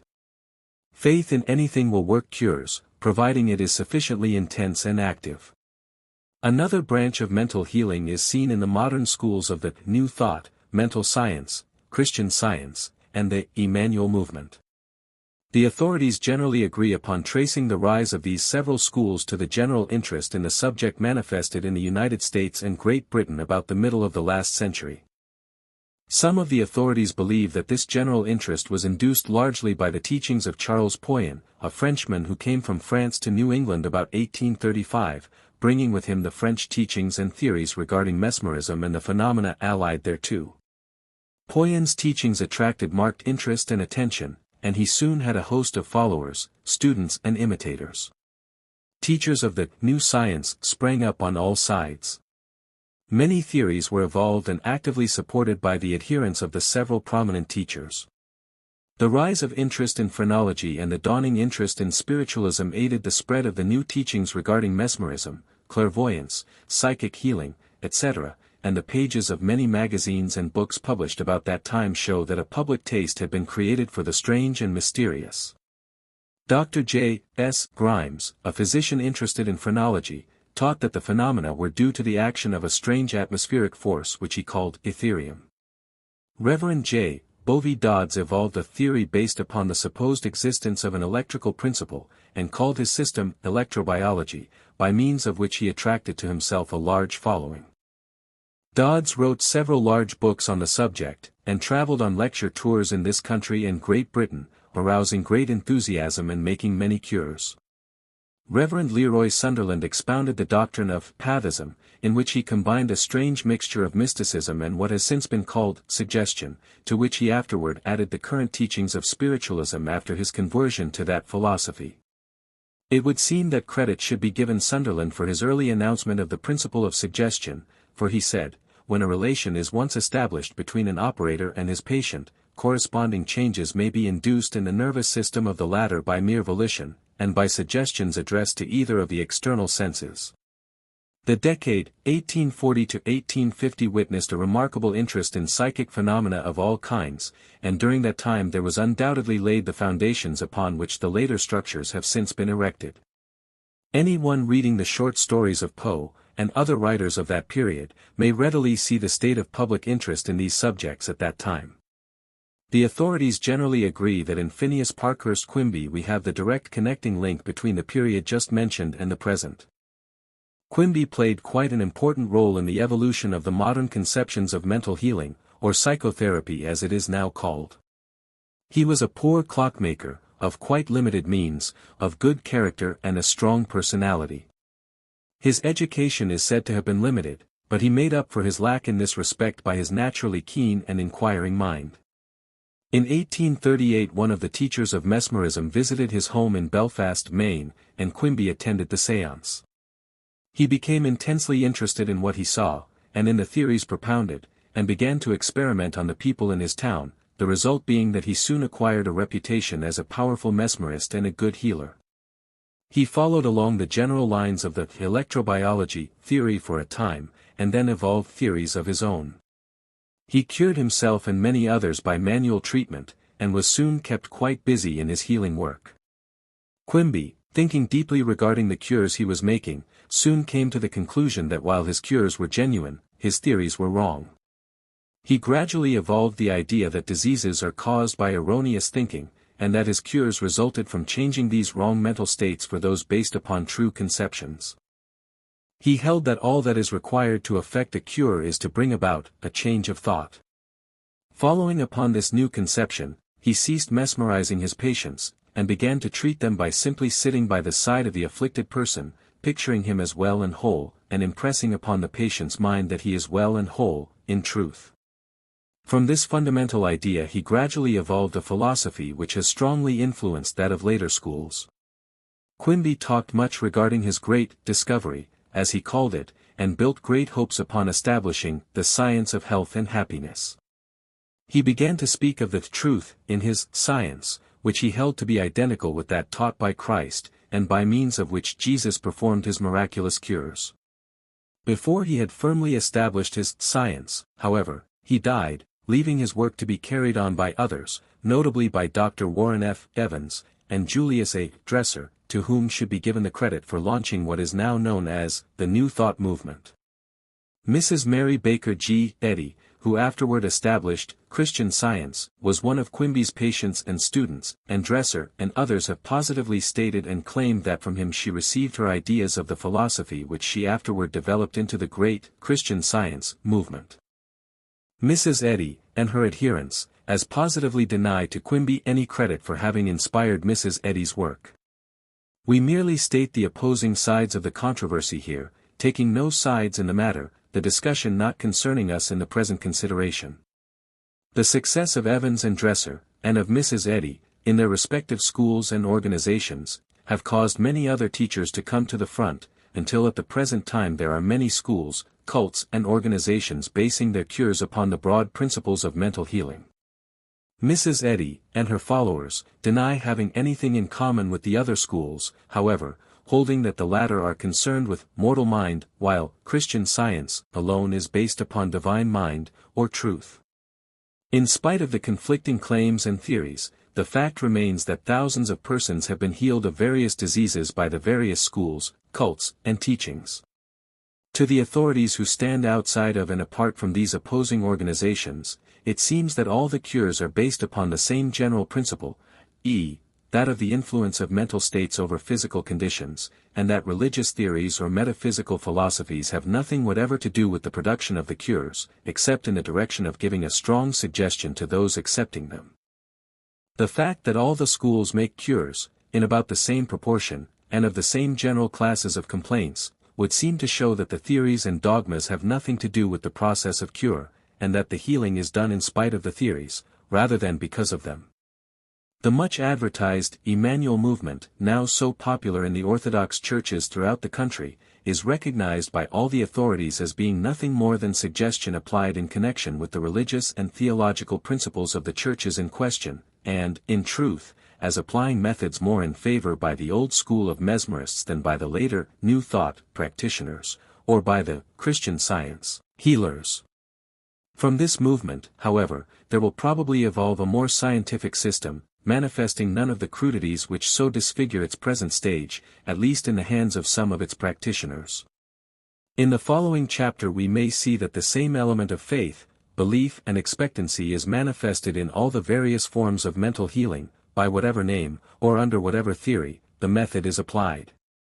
In short, that the cures are purely psychological, rather than metaphysical or religious, in their nature. Chapter 6.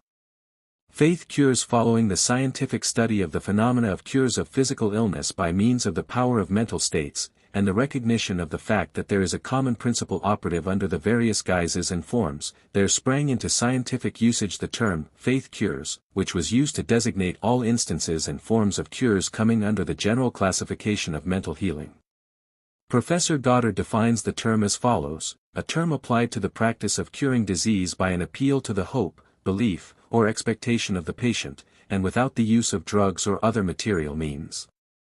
Formerly it was confined to methods requiring the exercise of religious faith, such as the prayer cure and divine healing, but has now come to be used in the broader sense, and includes the cures of mental science and hypnotism, also a large part of the cures effected by patent medicines and nostrums, as well as many folk practices and home remedies. By some it is used to include also Christian Science, but the believers in the latter regard it as entirely distinct. The term, suggestion, used in the same sense as faith cure in relation to the healing of disease, has also come into popular usage, but inasmuch as suggestion has a much larger meaning outside of its therapeutic phases, it may be said the best authorities today use the term faith cure as representing simply one phase of suggestion. Professor Goddard, in his article on Faith Cure, in the New International Encyclopedia, Dodd, Mead and Company, New York, says, besides these recognized forms, divine healing, mental science, etc., faith cure is an important element in cures wrought by patent medicines and nostrums, home remedies and folk practices. The advertisement, testimonial of friend, or family tradition arouses the faith of the sick man, and he comes to believe that he needs only to follow directions to be fully cured. The actual value of faith cure as a therapeutic method has been the subject of much discussion. It can no longer be denied that it has value. From divine healing to patent medicine and Father Neep's water cure, all cure disease. Each appeals to a particular type of mind, but the results are practically the same in all, same diseases cured, same successes, same failures. Many faith curists claim that all diseases in all persons can be cured by their method, others hold that the principle is of limited application. Of them all, the hypnotists are the only ones who do not make sweeping claims.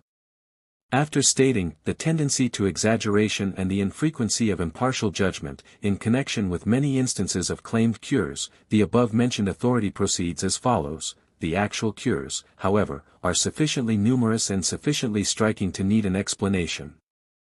These different forms agree in only one point, viz. The mental state of the patient is one of hope and expectation. Can states of mind cause or cure disease? Some familiar occurrences seem to justify an affirmative answer. It is well known that certain glands and secretions are markedly affected by emotions. Fright causes the saliva to cease to flow and the perspiration to start. Sorrow causes the lacrimal glands to secrete tears. Happiness favors digestion, unhappiness retards it. Mosso has demonstrated that the bladder is especially sensitive to emotional states. In general, the pleasant emotions produce an opposite physical effect from the unpleasant ones. There are many glands within the body whose action under emotion we cannot observe, but we may reasonably assume that they also are affected by emotional states. Hence, if unpleasant emotions so act upon the glands as to derange the system and cause disease, the pleasant emotions may reasonably be assumed to tend to restore the normal functions. The various forms of faith cure tend strongly to put the patient in a happy frame of mind, a condition favorable to health. However, there are all degrees of faith and wide differences in the way the system responds to the emotional state. One person is slightly affected by a strong emotion, another is strongly affected by a weak emotion. Hence, there must always be a wide difference in the results of faith cure methods. The diseases most amenable to faith cure are nervous, including many not recognized as nervous, but having a neural condition as their basis, and functional derangements. Organic diseases are not usually cured, though the symptoms are frequently ameliorated.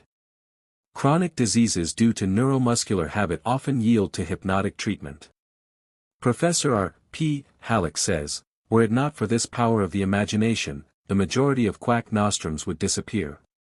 In most cases bread pills, properly labeled, with positive assurances of certain cures accompanying them, would answer the purpose far better than these nostrums, or even much better than a great deal of the medicine administered by regular physicians. Warts have been charmed away by medicines which could have had only a mental effect. Dr. Tuke gives many cases of patients cured of rheumatism by rubbing them with a certain substance declared to possess magic power. The material in some cases was metal, in others wood, in still others, wax. He also recites the case of a very intelligent officer who had vainly taken powerful remedies to cure cramp in the stomach. Then, he was told that on the next attack he would be put under a medicine which was generally believed to be most effective, but which was rarely used. When the cramps came on again, a powder containing 4 grains of ground biscuit was administered every 7 minutes, while the greatest anxiety was expressed, within the hearing of the party, lest too much be given. Half-dram doses of bismuth had never procured the same relief in less than 3 hours. For 4 successive times did the same kind of attack recur, and 4 times was it met by the same remedy, and with like success. A house surgeon in a French hospital experimented with 100 patients, giving them sugared water. Then, with a great show of fear, he pretended that he had made a mistake and given them an emetic instead of the proper medicine. Dr. Tuke says, the result may easily be anticipated by those who can estimate the influence of the imagination. No fewer than 80, 4/5, were unmistakably sick. We have a well-authenticated case of a butcher, who, while trying to hang up a heavy piece of meat, slipped and was himself caught by the arm upon the hook.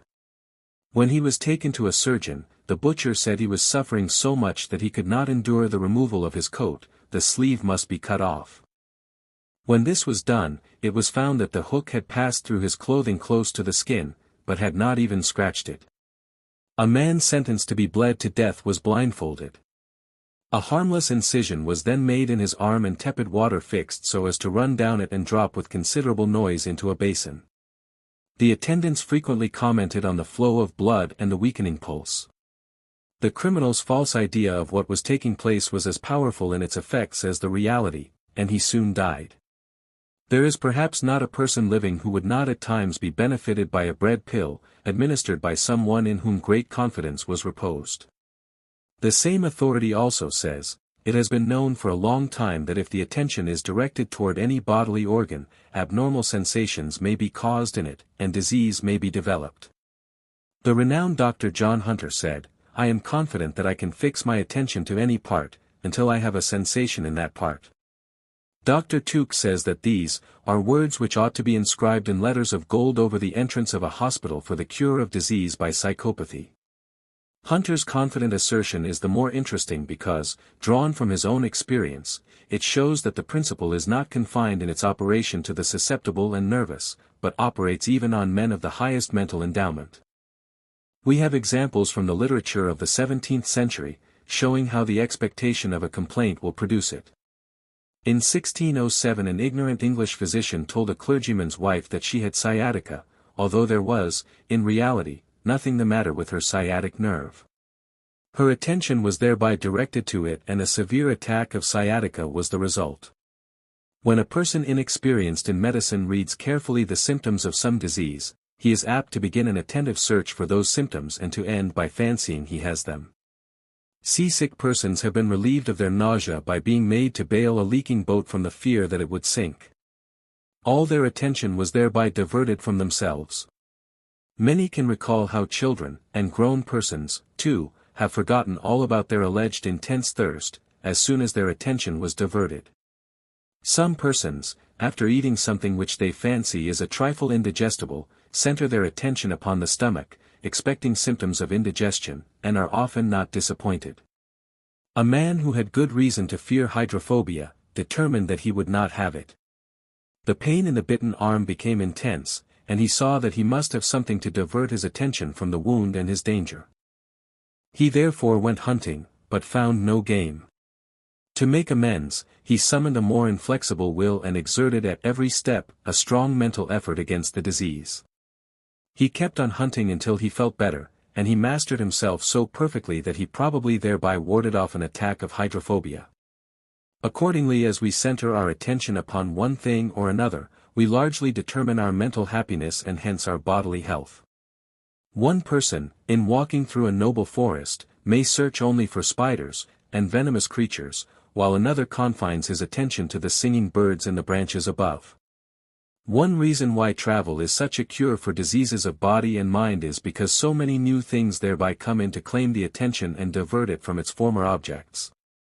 The following expression from Dr. Tuke should be remembered: thought strongly directed to any part tends to increase its vascularity, and consequently its sensibility. Dr. C. F. Wynne Bigler says, the practitioner secures the same effects from a placebo or powdered popcorn as from some drugs by using suggestion with the former.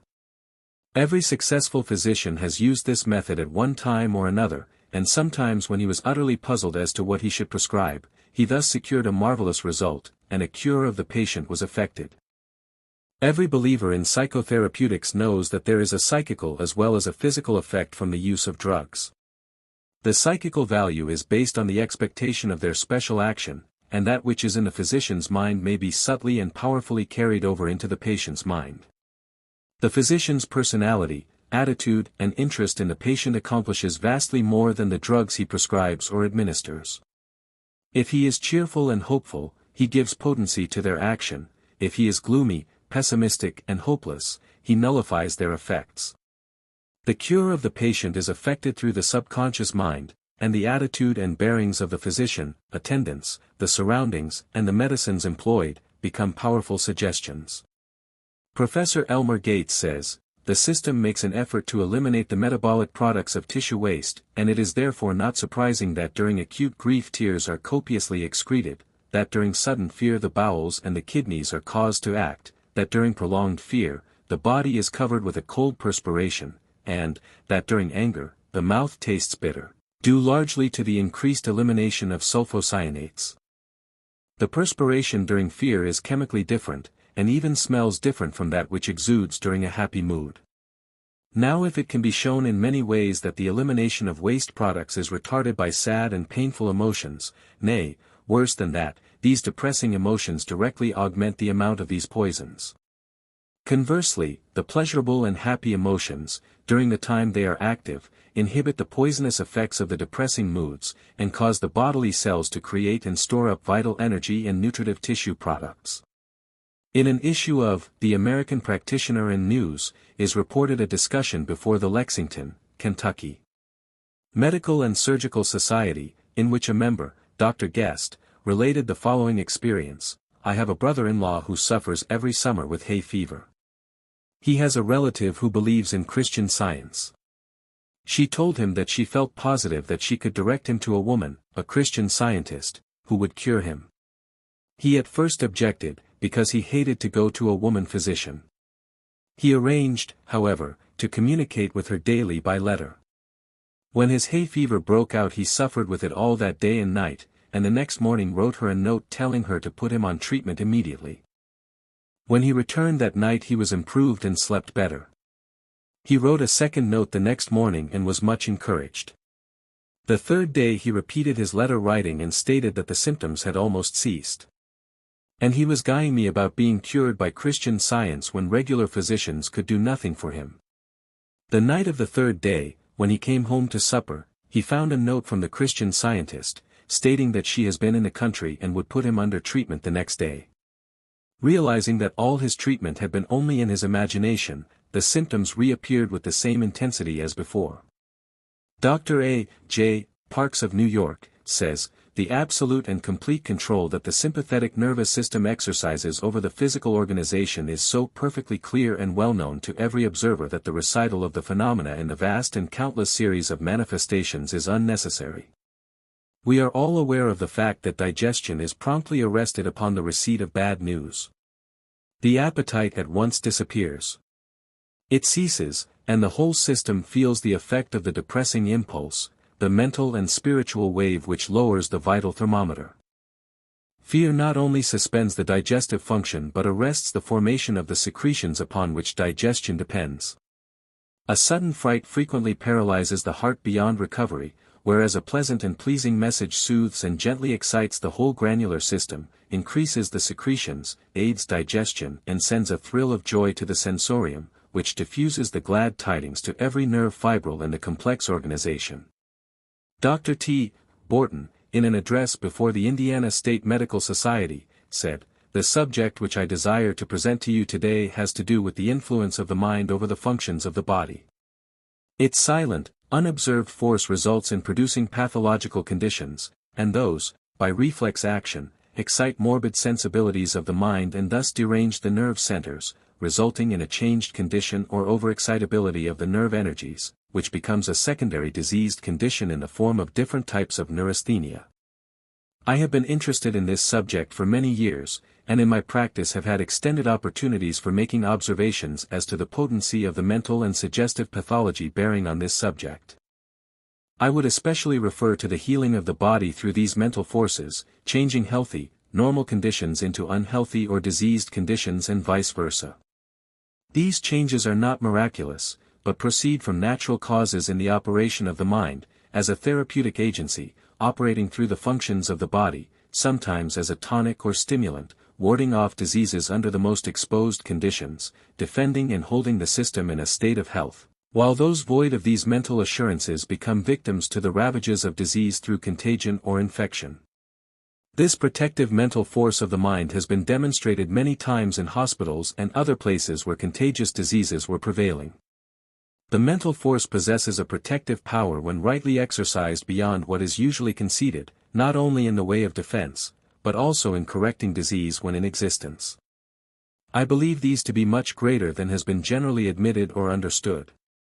We all know how difficult it is to get good results from medication in which our patients have no confidence, and it is an established fact that we get better results from drugs which are given with the patient's knowledge of their intended effect. I have often produced desired results from means entirely inert, stating the desired and expected effect of its administration. I have frequently quieted the severest pain by injecting pure water into the arm of the patient. Dr. G. R. Patton, in an address before the Wabasha County, Minnesota Medical Society, said, as Bacon said, faith, confidence, belief and hope are the working forces that make the cure, that work the miracle. The mind as a dynamic force exerted over the functions of the body has been, doubtless, operatively manifest from the cradle of our existence. By the phrase, the mind as a dynamic force, I refer to the various forms of suggestion as well as to various affective faculties of the mind, or those states caused by the sympathetic action of the brain, such as faith, confidence, belief, imagination, emotions, hope and the like. Any or all of them may become active over the bodily functions. As instance of the mental impression acting upon observable functions revealed through the capillary circulation as revealed to the sight, I will mention blushing or pallor of the face, depending upon the theme presented to the thought, the mouth watering on the sight or thought of tempting food, the flow of tears from words or thoughts that excite grief, nausea or vomiting from a sickening spectacle, sexual excitement from obscene thought or lascivious sights. Instances might be multiplied. And is it not a fair inference, indeed, that through the vasomotor nerves, the internal viscera may be subject to like effects through mental impressions, and that thus acute as well as chronic congestive ailments thereof may be favorably influenced or even cured thereby? It is my conviction that recognition of the power and usefulness of mental dynamics, including all forms of suggestion over physiological and pathological processes in combating diseases, is unquestionably the most impressive advance in modern medicine. Mental influence alone may diminish or increase the activities of the physiological processes to the extent of removing the pathological effects of disease. A celebrated medical teacher, after an exhaustive dissertation over a case, was leaving the bedside without prescribing any treatment when the house physician asked what should be given the patient. "Oh," said the professor, "a hopeful prognosis and anything else you please." To this he added, "The doleful doctor will be a failure, while the hopeful one will prove a winner from start to finish." It is reasonably assured that ultimately the physician will become not so much the man behind the pill as the judicious advisor, the wise counselor, gently leading the sick into green pastures, beside still waters, through paths that lead onward to recovery, assisting nature at times, if needs be, with a big bread pill. Dr. Herbert Parkin, the well-known authority on suggestive therapeutics, says, certain results will follow certain thoughts, and in every instance that it is possible to get the patient to think the thoughts we desire, we secure the results we desire. It is the work of the suggestionist to place these thoughts in the mind of the patient so that he is bound to think them, and this can be done to some degree, if not perfectly, in every case. It is well to have faith, but faith is not absolutely necessary at the outset. It is time enough for the patient to have faith in the treatment when he can perceive the benefit he is receiving. Understanding the mental and physical changes which follow a certain thought, the suggestionist is able to bring about those mental or physical changes, by using direct suggestion in such a way that his patient is bound to think the thoughts which will produce the results. A man may not have faith in the statement that the thought of lemon juice will stimulate the flow of saliva, but if he will imagine for a moment that he is squeezing the juice of a lemon into his mouth, the saliva will immediately flow more freely than usual, regardless of his faith. Similarly, many, if not all of the organs of the body, can be affected by impulses following certain lines of thought, and these impulses will follow the thought and stimulate the organs regardless of faith. It is simply necessary to get a patient to think the proper thoughts, and it is in the thought directing that the work of the suggestionist lies. Chapter 7. The Power of the Imagination. Dr. F. W. Southworth says, fear is itself a contagious disease and is sometimes reflected from one mind to another with great rapidity. It passes from one to another, from the healthy to the ill, from doctor or nurse to patient, from mother to child, and so on. The greatest fears we can usually get away from, but it is the little fears and anxieties, constant apprehension, fears of imagined evils of all sorts which prey upon our vitality and lessen our powers, thus rendering us more susceptible to disease. To avert disease, then, we must eradicate fear, but how shall we accomplish it? Through wise education, educating the people to a higher standard of living, by teaching a sounder hygiene, a wiser philosophy and a more cheerful theology. By erasing 1,000 errors and superstitions from fearful minds and pointing them to the light, beauty and loveliness of the truth. This mental and moral sanitation is still ahead of us, but it is more valuable and desirable than all quarantines, inventions, experiments, and microscopical researches after physical or material causes. Sir George Paget, M.D., says, in many cases I have seen reasons for believing that cancer has had its origin in prolonged anxiety. Dr. Murchison says, I have been surprised to find how often patients with primary cancer of the liver have traced the cause of this illness to protracted grief and anxiety. These cases have been far too numerous to be accounted for as merely coincidence. Sir B. W. Richardson, M.D., says, eruptions of the skin frequently follow excessive mental strain. In all these, as well as in cancer, epilepsy and mania, the cause is frequently partly or wholly mental. It is remarkable how little the question of the origin of physical disease from mental influences has been studied. Professor Elmer Gates says, my experiments show that irascible, malevolent and depressing emotions generate in the system injurious compounds, some of which are extremely poisonous. Also that agreeable, happy emotions generate chemical compounds of nutritious value which stimulate the cells to manufacture energy. Dr. Patton, in the address before the Wabasha County Medical Society, above mentioned, gives the following interesting case of the effect of faith and expectant attention, or suggestion. He said, while surgeon of a Cincinnati hospital, one of the messenger boys was often disobedient of orders. The sister superior once asked me how to punish him. I suggested putting him to bed and making him sick with medicine. My advice was acted upon with alacrity. A teaspoonful of colored water was given him every 15 minutes. With assumed gravity, I ordered the nurse, in the boy's presence, to keep giving the medicine until he became sick and vomited. Within an hour he vomited profusely. A funny incident illustrative of the faith and confidence sometimes reposed in the medical man and his power in curing disease, happened in my first year of practice. An Irish laborer, much given to profanity, came to my office, with a cold on his chest. I prescribed a soothing mixture and a liniment of camphor, ammonia and soap. A few days later, meeting him on the street, I asked him if the medicine had cured him all right. He replied with enthusiasm, "Oh. Yes, yes, it acted most beautifully and cured me pretty quick, but it was awful hot stuff, for it burned in my throat like hellfire itself." I knew at once, but did not tell him, that he had been swallowing the liniment of camphor, hartshorn and soap, and rubbing the cough mixture on the outside. His faith was even stronger than the liniment, and cured him in spite of the blunder. Perhaps the most wonderful confirmation came under my observation while wintering in San Antonio, Texas, in 1880. Some nostrum fakirs with a retinue of 14 musicians and comedians came to this city in an immense chariot, drawn by 8 gaily caparisoned horses. Every evening they came upon the military plaza to sell their panacea. I went over one evening out of curiosity, being attracted by the songs and music. The head fakir was shouting to an immense crowd about the virtues of his specific. He claimed that it contained 13 ingredients, gathered at a great expense from all quarters of the globe, and would cure all the ills that flesh was heir to. Cures were warranted in every case, or the money refunded on the following evening. After this harangue, he said that the medicine was for sale at $1 per bottle, until 300 bottles had been sold, as it was an invariable rule to sell only that number on any one evening. Immediately a frenzied mob rushed pell-mell to the end of the chariot, each one holding aloft a silver dollar. He had previously announced that no change would be made, and that everyone to get the medicine should have $1 ready in his hand. In half an hour 300 bottles had been sold, the empty trunk closed with a bang, and the statement made that no more could be had until the following evening, although there was yet a great multitude clamoring for more. Curiosity again led me to the plaza the next evening, and I went early. The initial performance was a free tooth pulling, to last 30 minutes.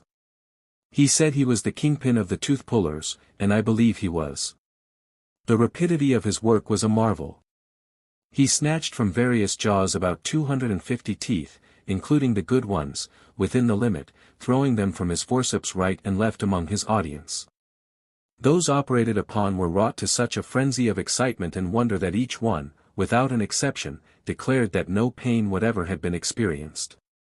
A call was then made for the 300 who had bought medicine on the previous evening to mount the chariot and tell what the medicine had done for them. From every quarter men and women, both white and colored, pressed forward to give their experience. Their stories were grotesque and curious enough, but no matter what their ailments, cures had resulted in every case. At the end of half an hour, while the experience meeting was at its acme, the fakir abruptly closed it, saying, in a regretful voice, that the rest would have to wait until the next evening to tell of their cures, as he now wanted those to come forward who had not been cured by the medicine bought on the previous evening. He stood in silence with folded arms for 3 minutes. No one having come forward, the voice of this errant charlatan rang out in stentorian tones, all have been cured. We have cured everyone. Then another 300 bottles were sold in a jiffy, I myself being one of the fortunate purchasers. The chief of this outfit stopped in the hotel where I was. After dinner the next day, I made his acquaintance in the smoking room, saying I was a doctor, too, that I had attended 2 of his soirees, bought his medicine and was greatly interested in it. I surprised him by the statement that his medicine was made by M. and Company, wholesale druggists of Cincinnati, and that it was fluid extract of podophyllin. He stared for some moments, but made no reply. I continued, I know M.'s fluid extract, as his process of its manufacture is peculiar, and differs from other manufacturers in this, that he exhausts the root by percolation with alcohol, ether, and glycerin, giving the product a sweetish taste and a slight ethereal odor. The man asked if I was also a chemist. I replied, yes, I once lectured in a medical college in Cincinnati on drugs and their uses, and I can readily tell fluid extracts by their taste, odor, and physical characteristics. After some hesitation, he said, yes, this is M.'s podophyllin and nothing else. I inquired if he attributed all his success to the medicine. He answered, no, for once in Missouri the mandrake ran out before a new lot arrived. We found something like it in a drug store of the town, and the people got well just the same. If the people believe you can cure them, and have faith in your medicine, they get well anyway, or they think they do, which is the same thing.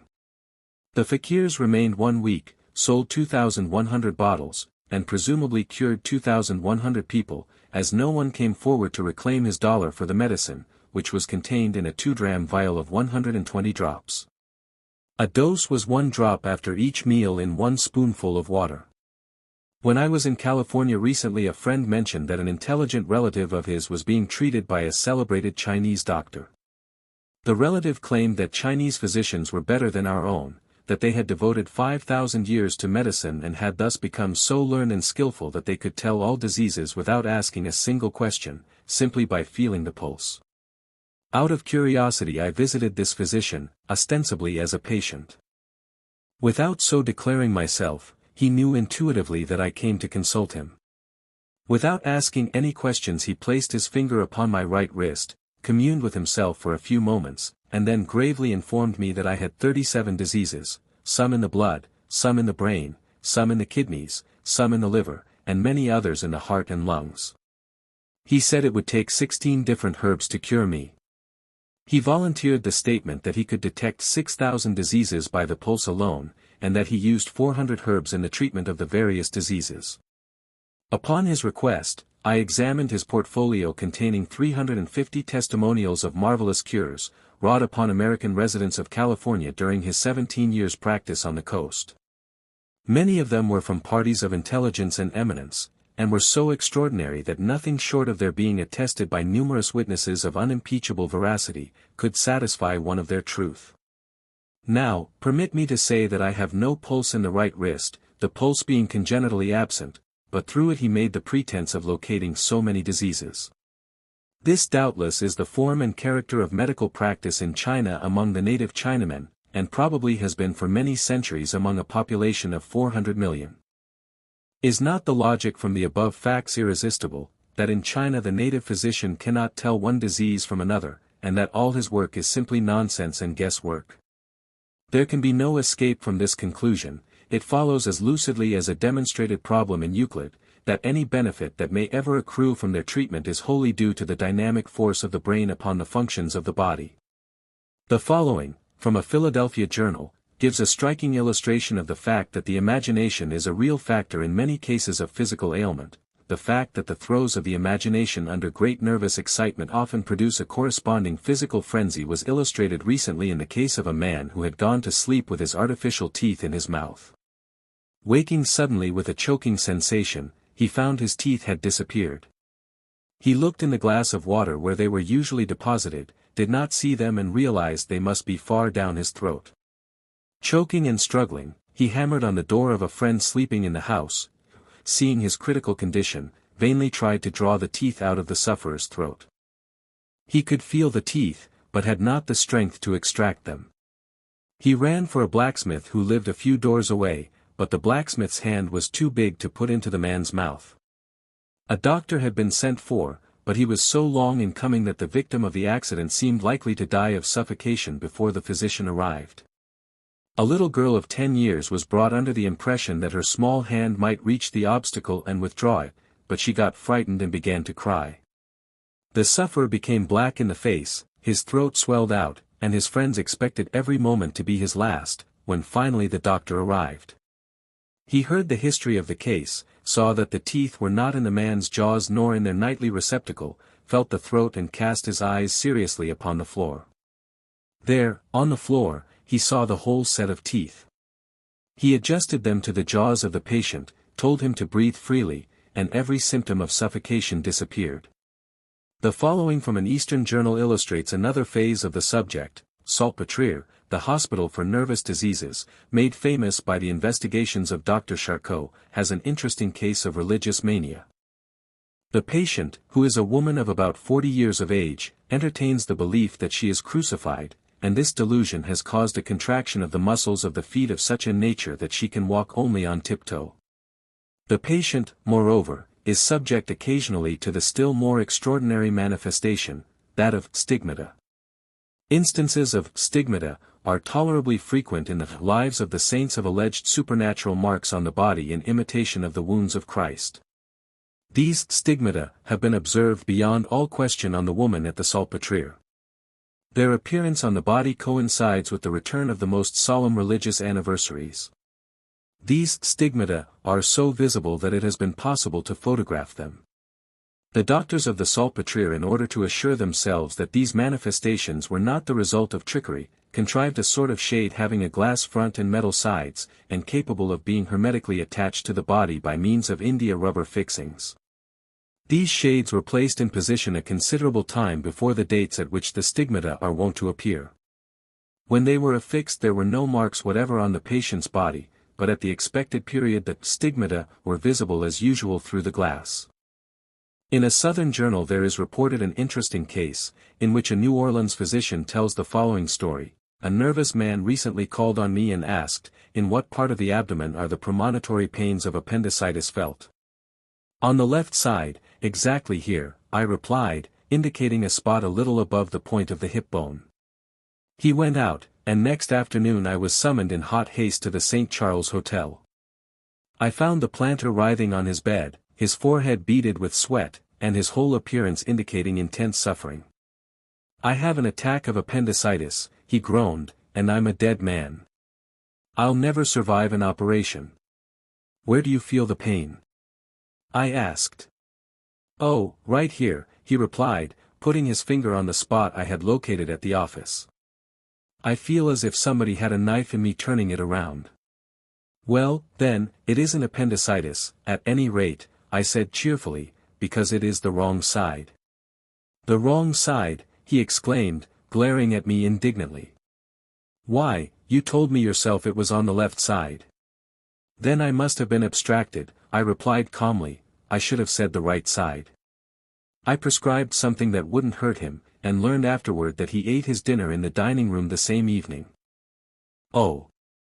Yes, he was no doubt in real pain when I called, but you can make your finger ache merely by concentrating your attention on it for a few moments. Frank F. Moore, in A Journalist's Notebook, tells the following amusing and significant story of the influence of imagination upon health. A young civil servant in India, feeling fatigued from the excessive heat and from long hours of work, consulted the best doctor within reach. The doctor looked him over, sounded his heart and lungs, and then said gravely, "I will write you tomorrow." The next day the young man received a letter telling him that his left lung was gone and his heart seriously affected, and advising him to lose no time in adjusting his business affairs. "Of course, you may live for weeks," the latter said, "but you had best not leave important matters undecided." Naturally the young official was dismayed by so dark a prognosis, nothing less than a death warrant. Within 24 hours he was having difficulty with his respiration, and was seized with an acute pain in the region of the heart. He took to his bed with the feeling that he should never rise from it. During the night he became so much worse that his servant sent for the doctor. "What on earth have you been doing to yourself?" demanded the doctor. "There were no indications of this sort when I saw you yesterday." "It is my heart, I suppose," weakly answered the patient. "Your heart," repeated the doctor. "Your heart was all right yesterday." "My lungs, then." "What is the matter with you, man? You don't seem to have been drinking." "Your letter," gasped the patient. "You said I had only a few weeks to live." "Are you crazy?" said the doctor. "I wrote you to take a few weeks' vacation in the hills, and you would be all right."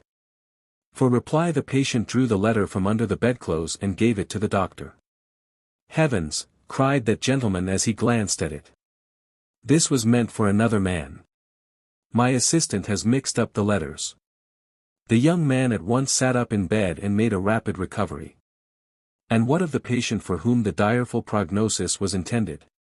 Delighted with the report that a sojourn in the hills would set him right, he started at once, and 5 years later was alive and in fair health. The following is clipped from a medical journal. Some physician makes use of this suggestive phrase, "the dynamic power of an idea," and, as an illustration of what is meant by this expression, the following incident is related. Not long ago a man in taking medicine was suddenly possessed by the notion that he had by mistake taken arsenic. His wife insisted to the contrary, but he proceeded to manifest all the peculiar symptoms of arsenical poisoning, and finally died. So certain was his wife that he had not taken arsenic that an autopsy was held, when not an atom of the poison could be found. Of what did this man die? Arsenic? No, of the dynamic power of an idea or arsenic. Happily for humanity, this dynamic power of ideas works constructively no less certainly than it does destructively, and an idea of health fixed in a consciousness and persistently adhered to would tend to bring the best results. Over 100 years ago, old John Hunter said, "As the state of mind is capable of producing disease, another state of it may effect a cure." Dr. William C. Prime relates the following case in his book, Among the Northern Hills. The judge was summoned in a hurry to see an old lady who had managed her farm for 40 years since her husband's death. She had 2 sons, and a stepson, John, who was not an admirable person. After a long drive on a stormy night, the judge found the old lady apparently just alive, and was told by the doctor in attendance to hurry, as his patient was very weak. The judge brought paper and ink with him. He found a stand and a candle, placed them at the head of the bed, and after saying a few words to the woman, told her he was ready to prepare the will if she would go on and tell him what she wanted him to do. He wrote the introductory phrase rapidly, and leaning over toward her said, "Now, go on, Mrs. Norton." Her voice was quite faint, and she seemed to speak with an effort. She said, "First of all, I want to give the farm to my sons, Harry and James. Just put that down." "But," said the judge, "you can't do that, Mrs. Norton. The farm isn't yours to give away." "The farm isn't mine," she said in a voice decidedly stronger than before. "No, the farm isn't yours. You have only a life interest in it. This farm that I've run for goin' on 43 next spring isn't mine to do with what I please with it." "Why not, Judge? I'd like to know what you mean." "Why, Mr. Norton, your husband, gave you a life estate in all his property, and on your death the farm goes to his son, John, and your children get the village houses. I have explained that to you very often before. And when I die, John Norton is to have this house and farm whether I will or not." "Just so. It will be his." "Then I ain't goin' to die," said the old woman, in a clear and decidedly ringing and healthy voice. And so saying, she threw her feet over the front of the bed, sat up, gathered a blanket and coverlet about her, straightened her gaunt form, walked across the room and sat down in a great chair before the fire. The doctor and the judge went home. That was 15 years ago. The old lady is alive today. And she accomplished her intent, she beat John after all. He died 4 years ago. Chapter 8. Belief and Suggestion. The writer has been informed by a prominent physician of Chicago, that for many years he has been in the habit of administering hypodermic injections of distilled water, accompanying the same by the statement that he is injecting morphine. He states that in every case, he has succeeded in inducing a quiet, peaceful sleep, and a cessation of pain after the injection, which can be attributed only to the belief of the patient. The same physician also relates the case of a woman who believed that she had taken strychnine by mistake. When the doctor was called, he found the woman manifesting every symptom of strychnine poisoning, even down to the most minute details, and he is of the opinion that death would have ensued in a short time had he not proceeded to administer the regular antidotes and restorative treatment. After the woman was brought out of the condition, it was discovered that the supposed strychnine was nothing but a harmless powder. In relating the case, the physician always adds that the woman had witnessed the death struggles of a dog which had been poisoned by strychnine several months previous, which might have had some effect in enabling her to unconsciously counterfeit the symptoms. Dr. Max Eastman, in a recent magazine article says, "The mission of this paper is to offer guidance in a matter about which a great quantity of the general public is very much at sea. In this question of mind over matter, the reformers have done their work. They have stirred things up. They have bestowed upon the world about 150 little religions and a confused idea that there must be some truth in the matter somewhere. The ignorant have done their work. They have persecuted the believers, jeered at them, or damned them with a vacuous smile. The world will never lack ballast. It is only the scientists that have failed of their duty. They have stalked through a routine of elevated lectures, written a few incomprehensible books, and kept the science of psychology, so far as the hungry world goes, sealed up in their own proud bosoms. In all this uproar of faith cures, and miracles, and shouting prophets, we have heard few illuminating words from the universities.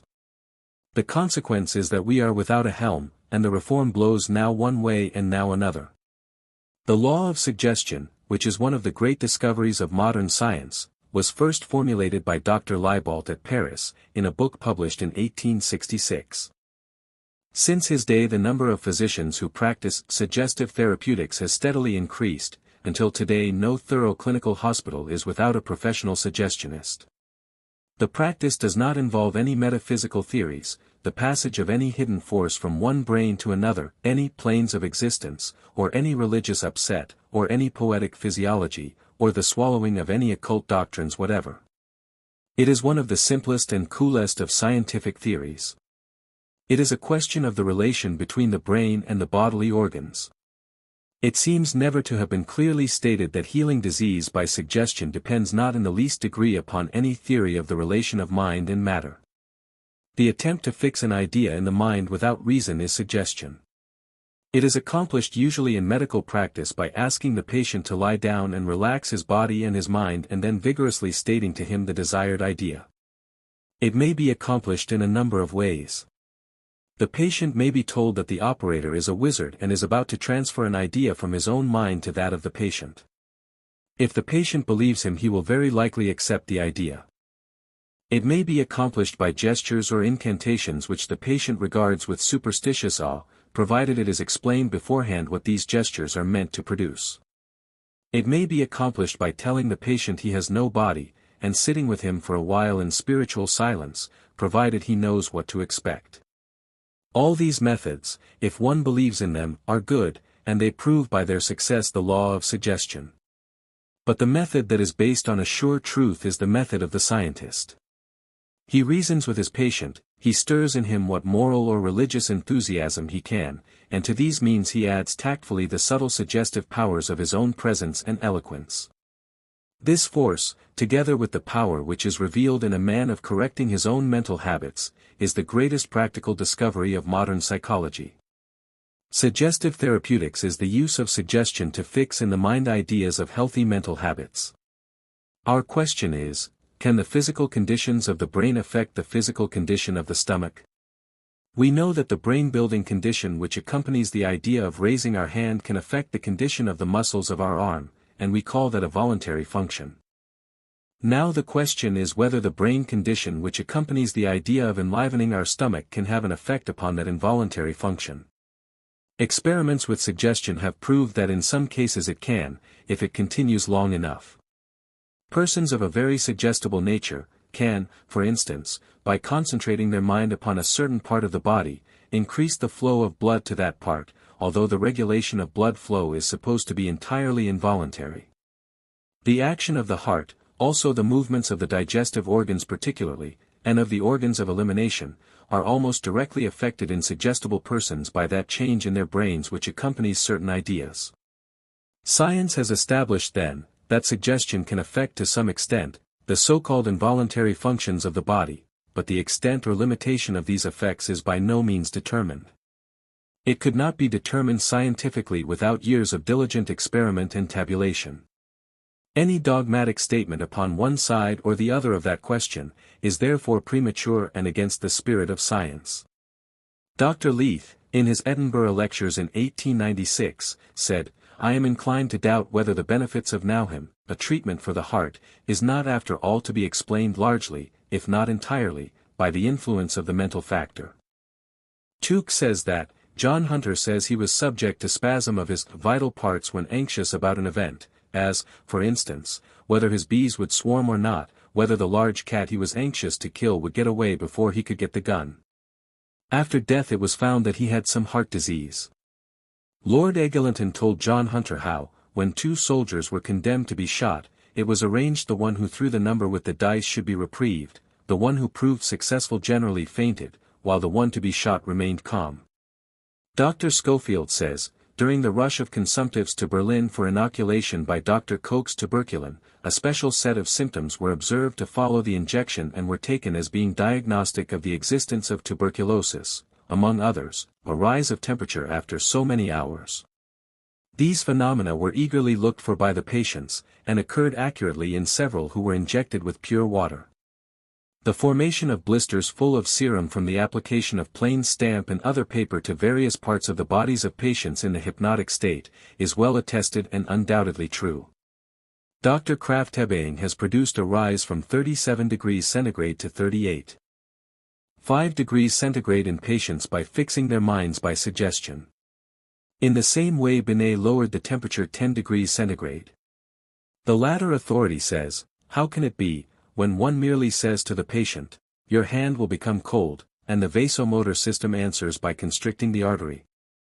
C'est ce qui dépasse notre imagination. Schofield, commenting on the above, says, indeed there is no way of accounting for such a phenomena but by freely admitting the presence of unconscious psychic forces in the body, capable of so influencing the structures of the body as to produce physical changes. Tuke says, a lady saw a child in immediate danger of having its ankle crushed by an iron gate. She was greatly agitated, but could not move, owing to intense pain coming on in her corresponding ankle. She walked home with difficulty, took off her stocking and found a circle around the ankle of a light red color, with a large red spot on the outer side. By the morning her whole foot was inflamed, and she had to remain in bed for some days. A young woman witnessing the lancing of an abscess in the axilla immediately felt pain in that region, followed by inflammation. Dr. Marmise of Bordeaux tells us of a lady's maid, who when the surgeon put his lancet into her mistress's arm to bleed her, felt the prick in her own arm, and shortly after there appeared a bruise at the spot. It is related that Saint Francis d'Assisi dwelt so long in concentrated meditation upon the thought and picture of the crucifixion that he suffered intense pain in his hands and feet, at the points corresponding to the place of the nails in the hands and feet of Christ, which was afterward followed by marked inflammation at those points, terminating in actual ulceration.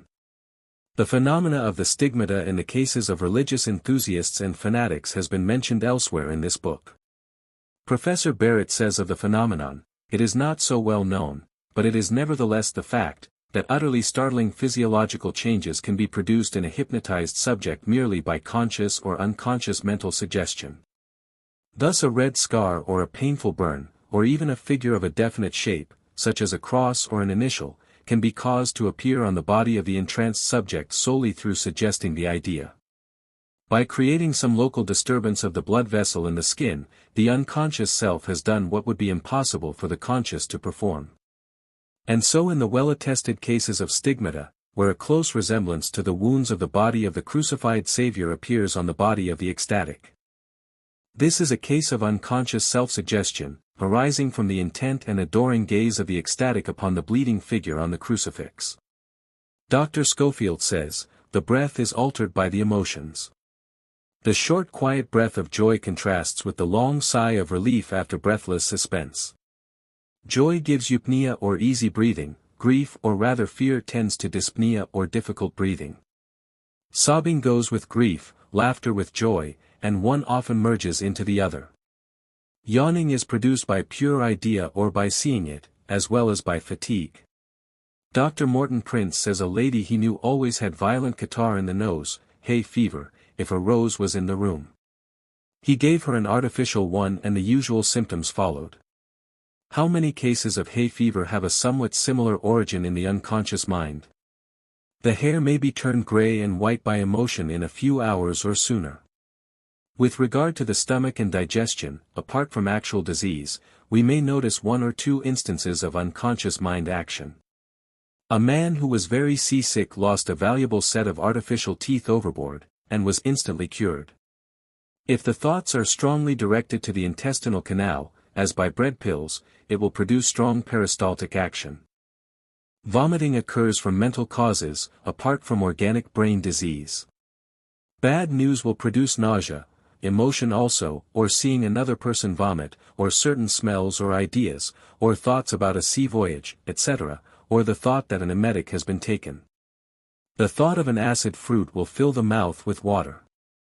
A successful way of stopping discordant street music is to suck a lemon within a full view of a German band. Fear will so dry the throat that dry rice cannot be swallowed. This is a test in India for the detection of a murderer. The suspected man is brought forward and given a handful of dry rice to swallow. If he can do this he is innocent, if he cannot he is guilty, fear having dried up his mouth. A young lady who could not be cured of vomiting was engaged to be married. On being told that the wedding day must be postponed till cured, the vomiting ceased. A mother nursing her child always found the milk secreted when she heard the child crying for any length of time. Fear stops the secretion of milk, and worry will entirely change its character, so as to become absolutely injurious to the child. Maudsley says, "Perhaps we do not as physicians consider sufficiently the influence of mental states in the production of disease, their importance as symptoms, or realize all the advantages which we take of them in our efforts to cure disease." Quackery seems to have got hold of a truth which legitimate medicine fails to appreciate or use adequately. Dr. Buckley says, a doctor was called to see a lady with severe rheumatism, and tried to extemporize a vapor bath in bed, with an old tin pipe and a tea kettle, and only succeeded in scalding the patient with the boiling water proceeding from the overfull kettle through the pipe. The patient screamed, "Doctor, you have scalded me," and leaped out of bed. But the rheumatism was cured, and did not return. Tuke relates an amusing instance of the effect of suggestion and faith upon warts. He had been considering the subject of the various powwows, or wart cures, of the old women, and determined to try some experiments in order to see whether these cures were not due simply to mental influences and expectant attention. On an official tour he visited an asylum, where he was regarded as a great personage by reason of his office. He noticed that several of the inmates were afflicted with warts, and muttering a few words over the excrescences, he told the owners that by such and such a day the warts would have completely disappeared. He forgot the circumstances, owing to the press of his official duties, and was agreeably surprised when, on his next round of visits, he was told that his patients had been cured at the time he had predicted. Nearly everyone has had some personal acquaintance with some of these powwow wart cures, in one form or another. Tying a knot in a piece of cord, then rubbing the wart with it, and burying the string, has cured thousands of cases of warts, the suggestion being the real cause behind the mask. Ferrassi cured 50 cases of ague by a charm, which consisted merely of a piece of paper with the word febrifuge written on it. The patient was directed to clip off one letter of the word each day until cured. Some patients recovered as soon as the first F was clipped from the paper.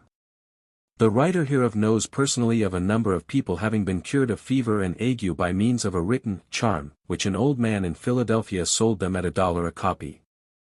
The old man informed him that he, and his father before him, had cured thousands of people in this way, making a comfortable living from the practice.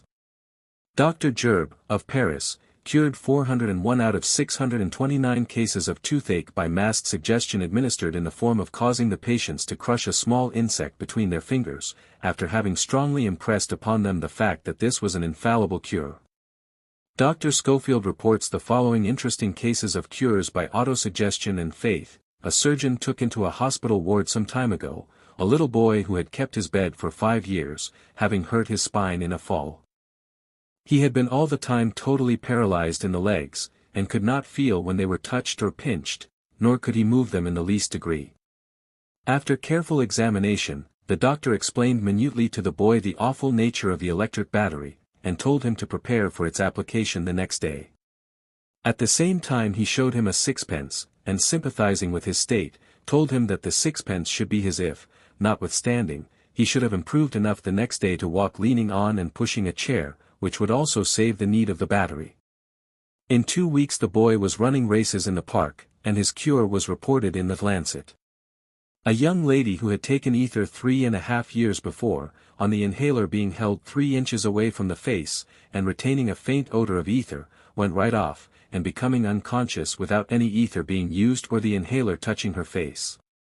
A woman was brought on a couch into a London hospital by 2 ladies, who said she had been suffering from incurable paralysis of the spine for 2 years, and having exhausted all their means in nursing her, they now sought to get her admitted, pending her removal to a home for incurables. In 2 hours I had cured her by agencies which owed all their virtue to their influence on the mind, and I walked with the woman half a mile up and down the waiting room, and she then returned home in an omnibus, being completely cured. An amusing case is that of a paralyzed girl, who on learning that she had secured the affections of the curate, who used to visit her, got out of bed and walked, cured, and soon afterwards made an excellent pastor's wife. A remarkable instance of this sort of cure is that of a child afflicted with paralysis, who was brought up from the country to Paris to the Hôtel Dieu. The child, who had heard a great deal of the wonderful metropolis, its magnificent hospitals, its omnipotent doctors, and their wonderful cures, was awestruck, and so vividly impressed with the idea that such surroundings must have a curative influence, that the day after her arrival she sat up in bed much better. The good doctor just passed around, but had not time to treat her till the third day, by which time when he came round she was out of bed, walking about the room, quite restored by the glimpses she had got of his majestic presence. Having now shown by numerous disinterested authorities, the majority of whom belong to the medical profession, that the mental states of belief, faith and expectancy, and their negative aspects of fear, apprehension, and false belief, may, and do, influence physical conditions, functioning and activities, irrespective of the particular theory, creed, or explanation accepted by the patient himself, or herself, we see the necessity of seeking for the common principle of cure manifesting in the various forms of phenomena. And before this common principle may be grasped, we must needs acquaint ourselves with the physical organism involved in the process of cure. Accordingly, the several succeeding chapters will be devoted to that phase of the general subject. Chapter 9. Psychotherapeutic methods. The reader will have seen from the preceding chapters that we have proceeded upon the theory that suggestion is the universal operative principle manifesting in all forms of mental healing, under whatever guise the latter may be presented and by whatever method it may be applied. But it must be remembered that by suggestion, we do not mean the theories of any particular group of psychotherapists, but rather the broad general principle indicated by that term which operates in the direction of influencing the subconscious mind and its activities. Let us consider the principle of suggestion that we may understand what it is, and what it is not. The term suggestion has as its root the Latin word suggero, which is translated as follows: sug, or sub, under, and gero, to carry, that is, to carry or place under. In its general usage it signifies the introduction indirectly into the mind or thoughts, or that which is so introduced. Ordinarily a suggestion is an idea indirectly insinuated into the mind, and generally without the process of argument or reasoning. In the new psychology, the term suggestion is used in the sense of an idea which is carried under the objective or conscious mind, and introduced to the subjective or subconscious mind. In suggestive therapeutics, a suggestion is an idea introduced into that part of the subconscious mind which governs and controls the physical functions and activities, and which is embodied in the cells and cell groups of the body as we have stated in the preceding chapters. By many mental healers the term suggestion is applied only to the particular method of applying suggestion employed by physicians and others who practice under the general theories of suggestive therapeutics, and the first-mentioned class deny that they use suggestion because, as they say, they do not use the methods of the practitioners of suggestive therapeutics, and make their cures by metaphysical, or spiritual, means, or according to some creed or metaphysical theory which, accepted, works the cure. We think that the unprejudiced reader who has followed us this far will have seen that these metaphysical theories, creeds, and special dogmas are simply the outward mask of suggestion. These healers simply supply a form of suggestion which is acceptable to the patient because of his temperament, training, etc., and the healing process operates along the lines of the faith cure. The fact that healers of entirely opposite theories and doctrines manage to make cures in about the same proportion and in about the same time, would seem to prove that the theories or dogmas have but little to do with the real work of healing. Whatever form of suggestion is most acceptable to the patient, will best perform the healing work in that particular case. This will also serve to explain why some patients failing to obtain relief from one school of mental healing often are cured by healers of another school, and vice versa. Some need suggestion couched in the mystical terms of some of the cults, others need it garbed in religious drapings, while others prefer some vague metaphysical theory which seems to explain the phenomena. Others still are repelled by any of the above forms, but respond readily to the suggestion of a physician administering straight, suggestive treatment, without any religious, metaphysical, or mystical disguise.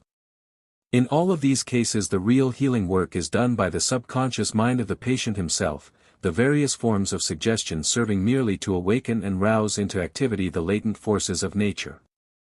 We invite your consideration of the following forms of treatment for various disorders, as given by some of the divine scientists and other metaphysical and semi-religious organizations and cults. As you read them, try to discover the suggestive germs so nicely surrounded by the sugar coating, the suggestive pills so cleverly concealed by the metaphysical raisin. From a journal published in Chicago several years ago, called Universal Truth, the following treatments were clipped. A correspondent who asked for a treatment adapted to the cure of nervousness is instructed to use the following formula, which must be repeated over and over: I am warmed and fed and clothed and healed by divine love. Another correspondent is given the following formula for the cure of sore feet, the affirmation to be made frequently: I so thoroughly understand the divine working of the truth, and I so thoroughly realize the presence of the Father in me and about me that I am now conscious that omnipotent love rules in every atom of my being, soul and body. My feet can never be weary nor sore. God created my feet perfect. I walk the pathway of life in perfect ease and comfort. All the obstacles in my path have vanished, and my feet are bathed in a sea of pure love. Through a knowledge and realization of the presence of omnipotence, I praise and thank God for the perfect spirit of peace that now dwells within me. The following additional treatment is suggested to this sufferer from sore feet. Mentally place yourself in an attitude to realize the power of the words you utter, for the fullness of peace and harmony in your feet comes with realization. The more frequently this spiritual medicine is used, the sooner comes manifestation of perfect health. The same journal contained the following item: the following invigorating affirmations are used at the Exodus Club, Chicago, Sunday mornings, the congregation repeating them after the leader: with reverent recognition of my birthright, I claim my sonship with the Almighty. I am free from disease and disorder. I am in harmony with my source.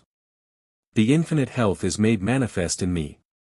The infinite substance is my constant supply. The infinite life fills and strengthens me. The infinite intelligence illumines and directs me. The infinite love surrounds and protects me. The infinite power upholds and supports me. I am out of bondage. I have the freedom of the sons of God. With all that is in me I rejoice and give thanks. God and man are the all in all, now and forevermore. The same journal recommends the following affirmations for general health treatment: Monday, perfect health is my external birthright. Tuesday, I have health of intellect, therefore I have wise judgment and clear understanding. Wednesday, I am morally healthful, therefore in all my dealings I love to realize that I am quickened by the spirit of integrity. Thursday, healthfulness of soul gives me a pure heart and righteousness of motive in everything I do. Friday, meditation upon the health of my real being outpictures in physical health and strength, in even temper, joyous spirits, and in kind words. Saturday, my health is inexhaustible, because I keep my eye steadily fixed upon its eternal principle, and my mouth filled with words of its omnipotence. Sunday, the Father and I are one in purpose, alike in substance, and one in manifestation. In the same journal a correspondent gives the following treatment for rupture: you were conceived in divine love. You are the expression of that pure, perfect love. Divine love is a binding, cementing power. It is the power that holds all atoms in their places. Every atom of your body is drawn and held together in its place by this power. If any of them get separated as by rupture or any other appearance, they may be drawn together and cemented by the omnipotent power of love, but the word must be spoken. Therefore use the following: the omnipotent spirit of love in me heals this rupture and gives me peace. Then, mentally realize the truth of your words, for the Spirit alone can heal. The following treatment for appendicitis is given in the same journal: the false theories of physicians and surgeons, and the general impressions regarding that error named appendicitis are powerless to produce or perpetuate such manifestation. The great law of harmony reigns and only waits the universal acknowledgement of its supremacy to obliterate all such falsity, thereby obliterating the manifestation. We claim, therefore, freedom from such error for every soul. We make this claim in the name of Jesus Christ. From the same source is taken this treatment for periodical nausea in a child. Dear child, every organ of your body is designed to represent the ideal and perfect organ in your real spiritual being, and every function of your body must respond to the word of truth which is now sent forth to establish harmony in your consciousness. The infinite love that is omnipresent and all-powerful permeates and penetrates every organ and function of your body, and corrects every tendency to discord or disease. By that infinite love you are now made free. You are fearless and free. You are joyous and free. You are free from the fear of others. You manifest health, strength and peace. Harmony reigns in mind and body. The word of truth has made you free. Also the following treatment for constipation. I do realize that the power of divine love so permeates every atom of my being that my bowels move freely and without effort. This inflowing of divine love removes all obstructions and I am healed. I realize joy and eternal life so fully that the spirit of peace is ever present with me. I acknowledge the fullness of joy, peace and power, and have come into a realization of my oneness with infinite spirit, therefore I rest in thee, O my Father. Another journal of Divine Science gave the following health thought to be held during the month. All the natural channels of my body are open and free. The substance of my body is good. Also the following treatment for general health. What is true of God is true of man. God is the one all, and is always in a state of wholeness. I, the man of God, am always whole, like unto the one all. No false belief environs or limits me. No shadow darkens, page 183, my mental vision. My body is a heavenly body, and my eyes do behold the glory of God in all visible things. I am well, and provided for, thank God, and nothing can make me think otherwise. While to the orthodox practitioner of medicine the above affirmation and treatments may seem to be nothing but a ridiculous conglomeration of mystical, religious and metaphysical terms, without sequence, logical relation, or common sense, it is true that statements and treatments similar to the above have successfully healed many cases of physical ailments. There are thousands of people who will testify that they were healed in a similar manner, and the majority of them believe that there was some particular and peculiar virtue in the formula used, or in the theories and beliefs upon which the formula was based. But the unprejudiced student of suggestion will readily see that the real healing force was with the mind and being of the patients themselves, and that the faith, belief and expectant attention was aroused by the formula and the theories. The principle is that of all faith cures, the principle of suggestion. Other schools of metaphysical or religious healers treat the patient by impressing upon his mind the fact that God being perfect, good and loving could not be guilty of creating evil, pain or disease, and that such things are non-existent in the divine mind, and are merely illusion, errors, or false claims of the mortal mind, or carnal mind, of the patient. Therefore, if the patient will deny their reality, and will admit as existent only such things as are held in the divine mind, i.e., the good things, then the evil things, being merely illusions and untruths, must of necessity fade away and disappear and perfect health will result. Others treat their patients by impressing upon their minds the idea that sickness and disease is either the world or the devil, or of the principle of evil, the latter being described as the negation of truth, and similar terms, and that therefore fixing the mind and faith upon the principle of good, or God, must result in driving away the evil conditions. Others hold that disembodied spirits are aiding in the cure. There are thousands of variations rung on the chimes of metaphysical or religious suggestions in the cults. And they all make some cures, remember, in spite of their theories rather than because of them. The mental scientists come nearest to the ideas of the new psychology, when they teach that, as a man thinketh, so is he, and that the mind of man creates physical conditions, good and evil, and that the constant holding of the ideal of perfect health and the assertion thereof, will restore normal healthy conditions to the person suffering from physical ailments. Mental science is very near to being straight suggestion, so far as the actual method of treatment is concerned, although it resembles some of the other cults when it begins to speculate or dogmatize regarding the nature of the universe, etc. Differing from these metaphysical, mystical, or religious schools of healing in theory, although employing the same principle, we find the school of suggestive therapeutics, proper, favored by many of the regular physicians and by a number of other healers who base their treatment upon the idea of straight suggestion, coupled with hygienic truth and rational physiological facts.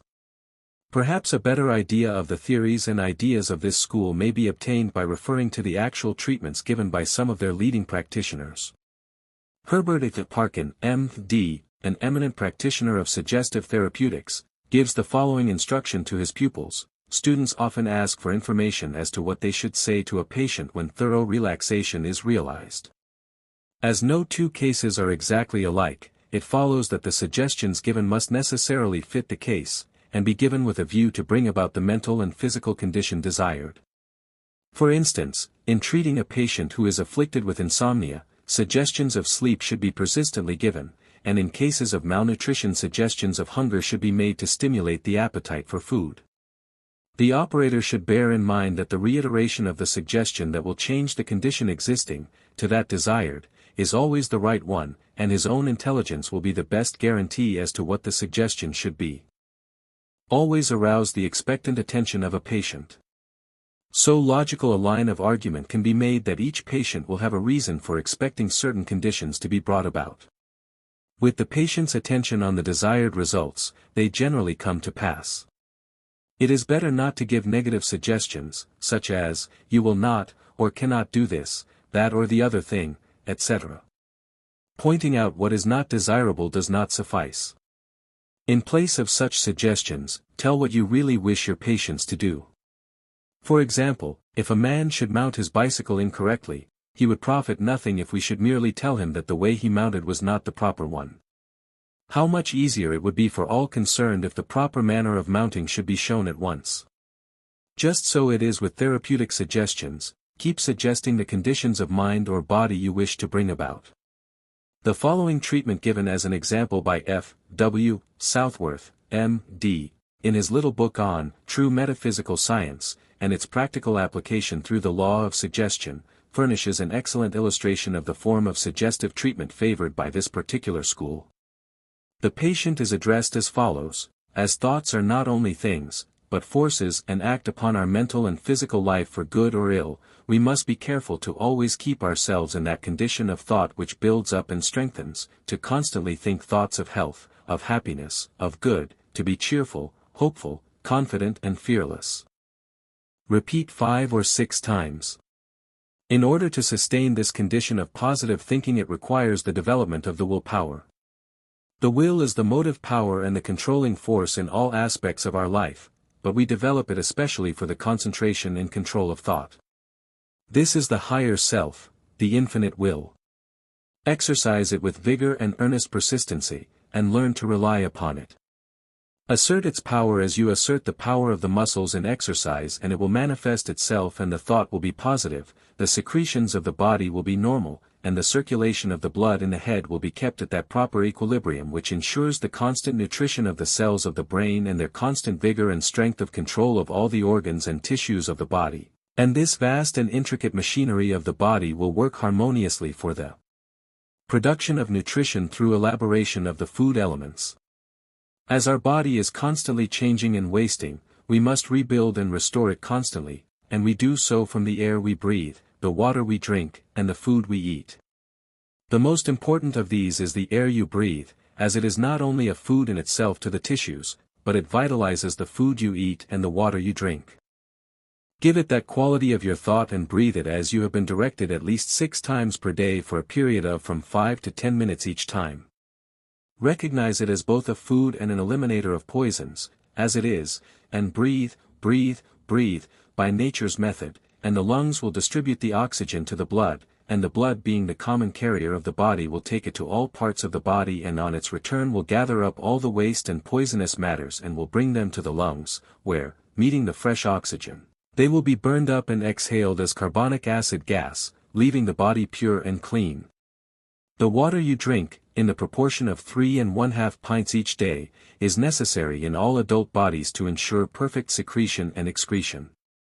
As the result of this required liquid being provided in normal quantity, the secreting glands will manufacture the proper amount of juices needed in digestion, absorption and assimilation of your food, and the excreting glands, those which bring about excretion or the removal of waste matters from the body, the liver giving you the bile, which produces a daily movement of the bowels, the kidneys and bladder removing the chemical deposits which come about through the processes of digestion, and the skin excreting a large amount of waste matter from its 12 square feet of surface, which you remove with a towel each morning after moistening it with cold water.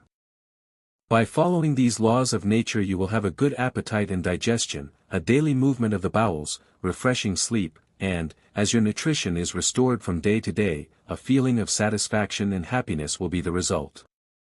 Be earnest and persistent and do everything cheerfully, with a firm determination of doing your part to restore nutrition. When you breathe, give it the quality of your thought. It is for the purpose of getting food, life, feeding from the air and eliminating poisons from your body. Repeat 5 and 6 times. When you sip the water, think each time that it is to produce perfect secretion and excretion, to give you a good appetite, digestion, refreshing sleep and a free movement of the bowels each morning. Repeat 5 or 6 times. Each day look forward to the morrow for progress and advancement. Think health, talk it and nothing else. Do not talk with anyone about disease or allow any person to talk to you on such subjects. Be cheerful, hopeful, confident and fearless always, and you will be happy and healthy. Eat, drink, breathe and be merry. It will be noticed that in the above described treatment, the suggestions are made along physiological and hygienic lines. That is, the suggestions indicate the physiological processes which are performed normally in the healthy person, the idea being to set up an ideal pattern for the subconscious mind to follow. In all scientific suggestive treatment the idea is always to paint a mental picture of the desired conditions rather than to dwell upon the existing undesirable conditions. The ideal is always held up to view, and the patient's mind is led to realize the ideal, to make the ideal real, to manifest the thought in action, to materialize the mental picture. The general principles of suggestive therapeutics may be applied effectively by means of autosuggestion.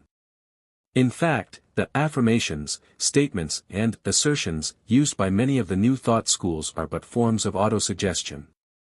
There is no essential difference between the suggestion given by others, and the autosuggestion given by oneself to oneself. The healing power is in the mind of the patient, and whether it is called forth by his own autosuggestion or the suggestion of a healer matters not. The autosuggestion is merely a case of self-healing by suggestion, and is administered upon the principle of every man his own suggestionist, says I to myself, says I. Autosuggestions are usually given to oneself in the form of affirmations, as, I am improving, my stomach is doing its work well, digesting what is given it, and the nourishment is assimilated, etc. In other works by the writer hereof, the method of addressing oneself as one would another is recommended as particularly efficacious. That is to say, instead of saying, I am, etc., in autosuggestion, it is better to address oneself in the second person, as, John Smith, naming yourself, you are, etc. In short, the autosuggestion seems to have additional force imparted to it by being directed as if it were being given to another person. The following thought of Dr. Schofield is worthy of careful consideration in connection with the methods of applying suggestion. He says, referring to the treatment of hysterical disorders and ailments, we must, however, remember one great point with regard to suggestion, that it is like nitrogen. Nitrogen is the essential element in all animal life, it forms 4/5 of the air we breathe, and yet, curious to say, we have no power to use it in a pure state. We can only take it unconsciously, when combined with other substances in the form of proteid food. It is the same with suggestions. Not one hysterical sufferer in 100 can receive and profit by them in a raw state, that is, consciously. They must generally be presented, as we have said, indirectly to the subconscious mind by the treatment and environment of the patient. An electric shock often cures slight hysterical diseases instantaneously, acting, as it often does, on the unconscious mind through the conscious. No doubt it would be easier if we could say to these sufferers, the disease is caused by suggestions from ideal centers, and to cure it, all you have to do is to believe you are well. Still, it would be as impossible for us to take our nitrogen pure from the air. The mind cannot as a rule be thus acted on directly when the brain is unhealthy. Suggestion must be wrapped in objective treatment, directed ostensibly and vigorously to the simulated disease. Not only is the above true regarding the treatment of hysterical disorders, but to all disorders as well. The methods which will bring about the best results must be carefully modeled upon the patient's particular temperament, education, prejudices for and against, and general belief. The skilled suggestionist adapts his treatment and methods to each individual case coming to him for treatment. Whatever method will best arouse the patient's belief, faith, and expectant attention is the best method for administering the suggestions. The successful suggestionist must be all things to all men, never, however, losing sight of the fundamental principle of suggestion, the arousing of faith, belief, and expectant attention. Chapter 10. The reaction of the physical. As we have stated in our foreword, there is a constant action and reaction between the mental states and the physical conditions. In this book, from the nature of our subject, we have started with the phase of the mental state and worked from that point to the consideration of the physical condition. In the same way, many physiologists start from the phase of the physical condition, and work up to the mental state. But, starting from either phase, the candid investigator must admit that there is an endless chain of action and reaction between mind and body, between body and mind. This action and reaction works along the lines of building up as well as tearing down.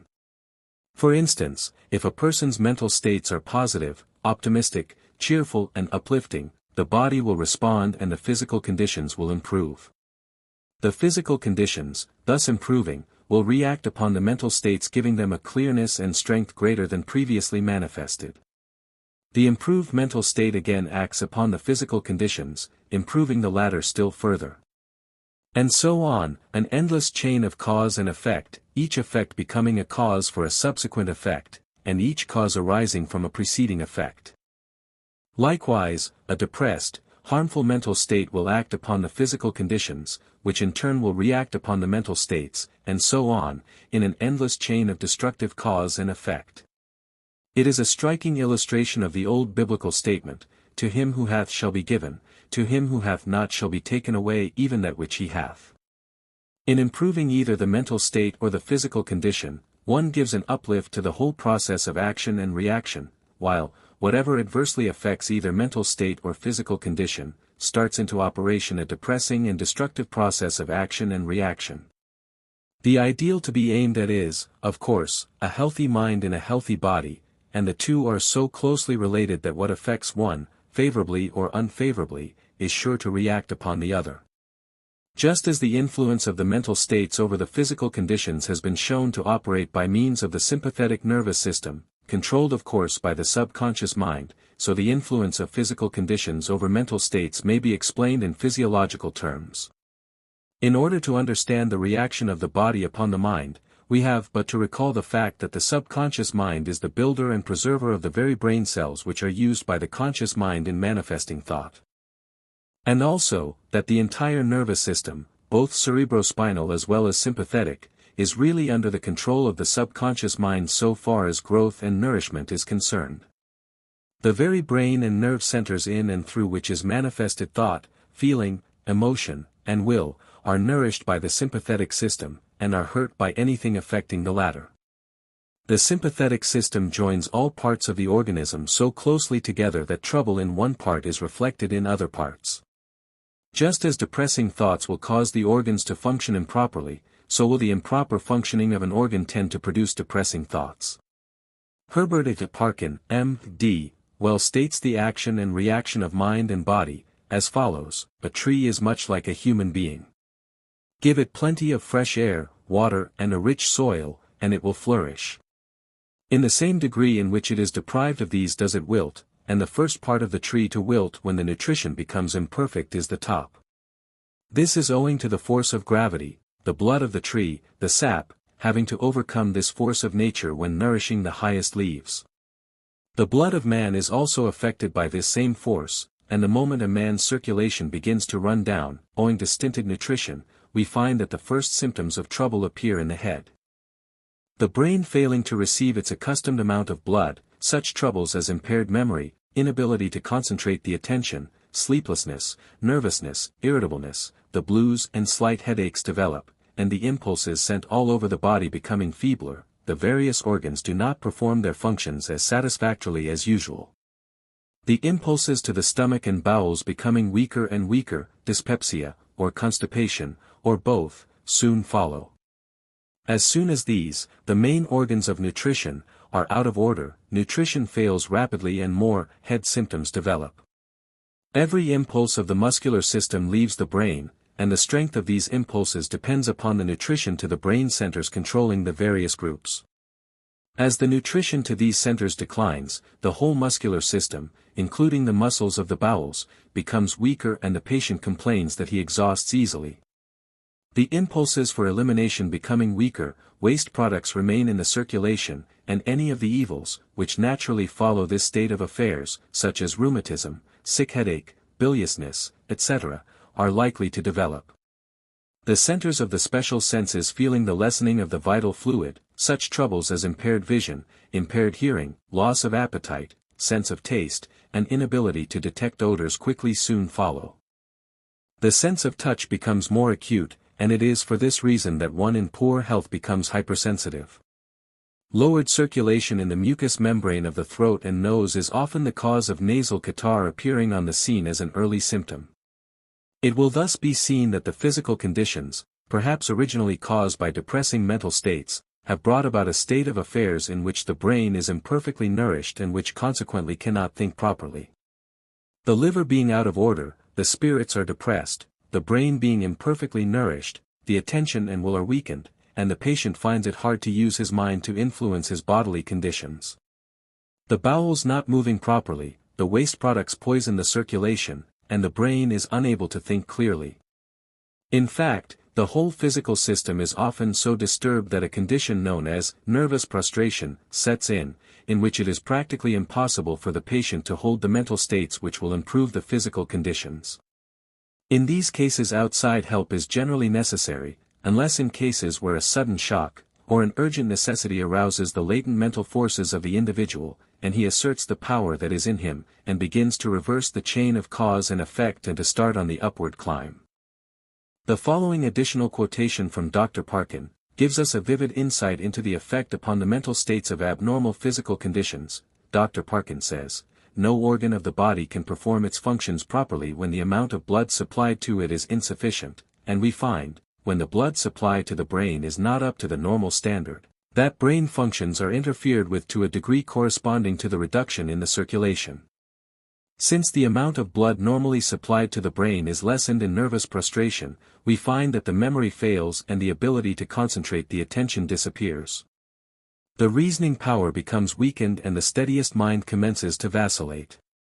Fears and hallucinations of every description may fill the mind of a patient at this stage, and every impression he receives is likely to be greatly distorted or misconstrued.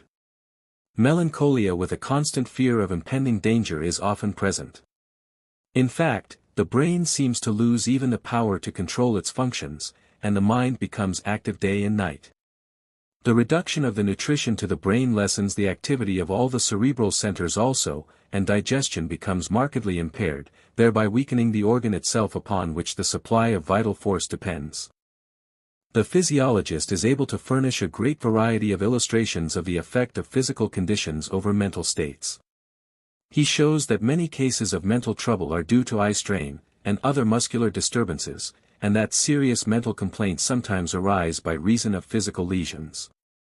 The very terms used to designate certain abnormal mental states show the relation, as for instance, melancholia, which is derived from the Greek words meaning black bile, and hysteria, which is derived from the Greek word meaning the womb, or uterus.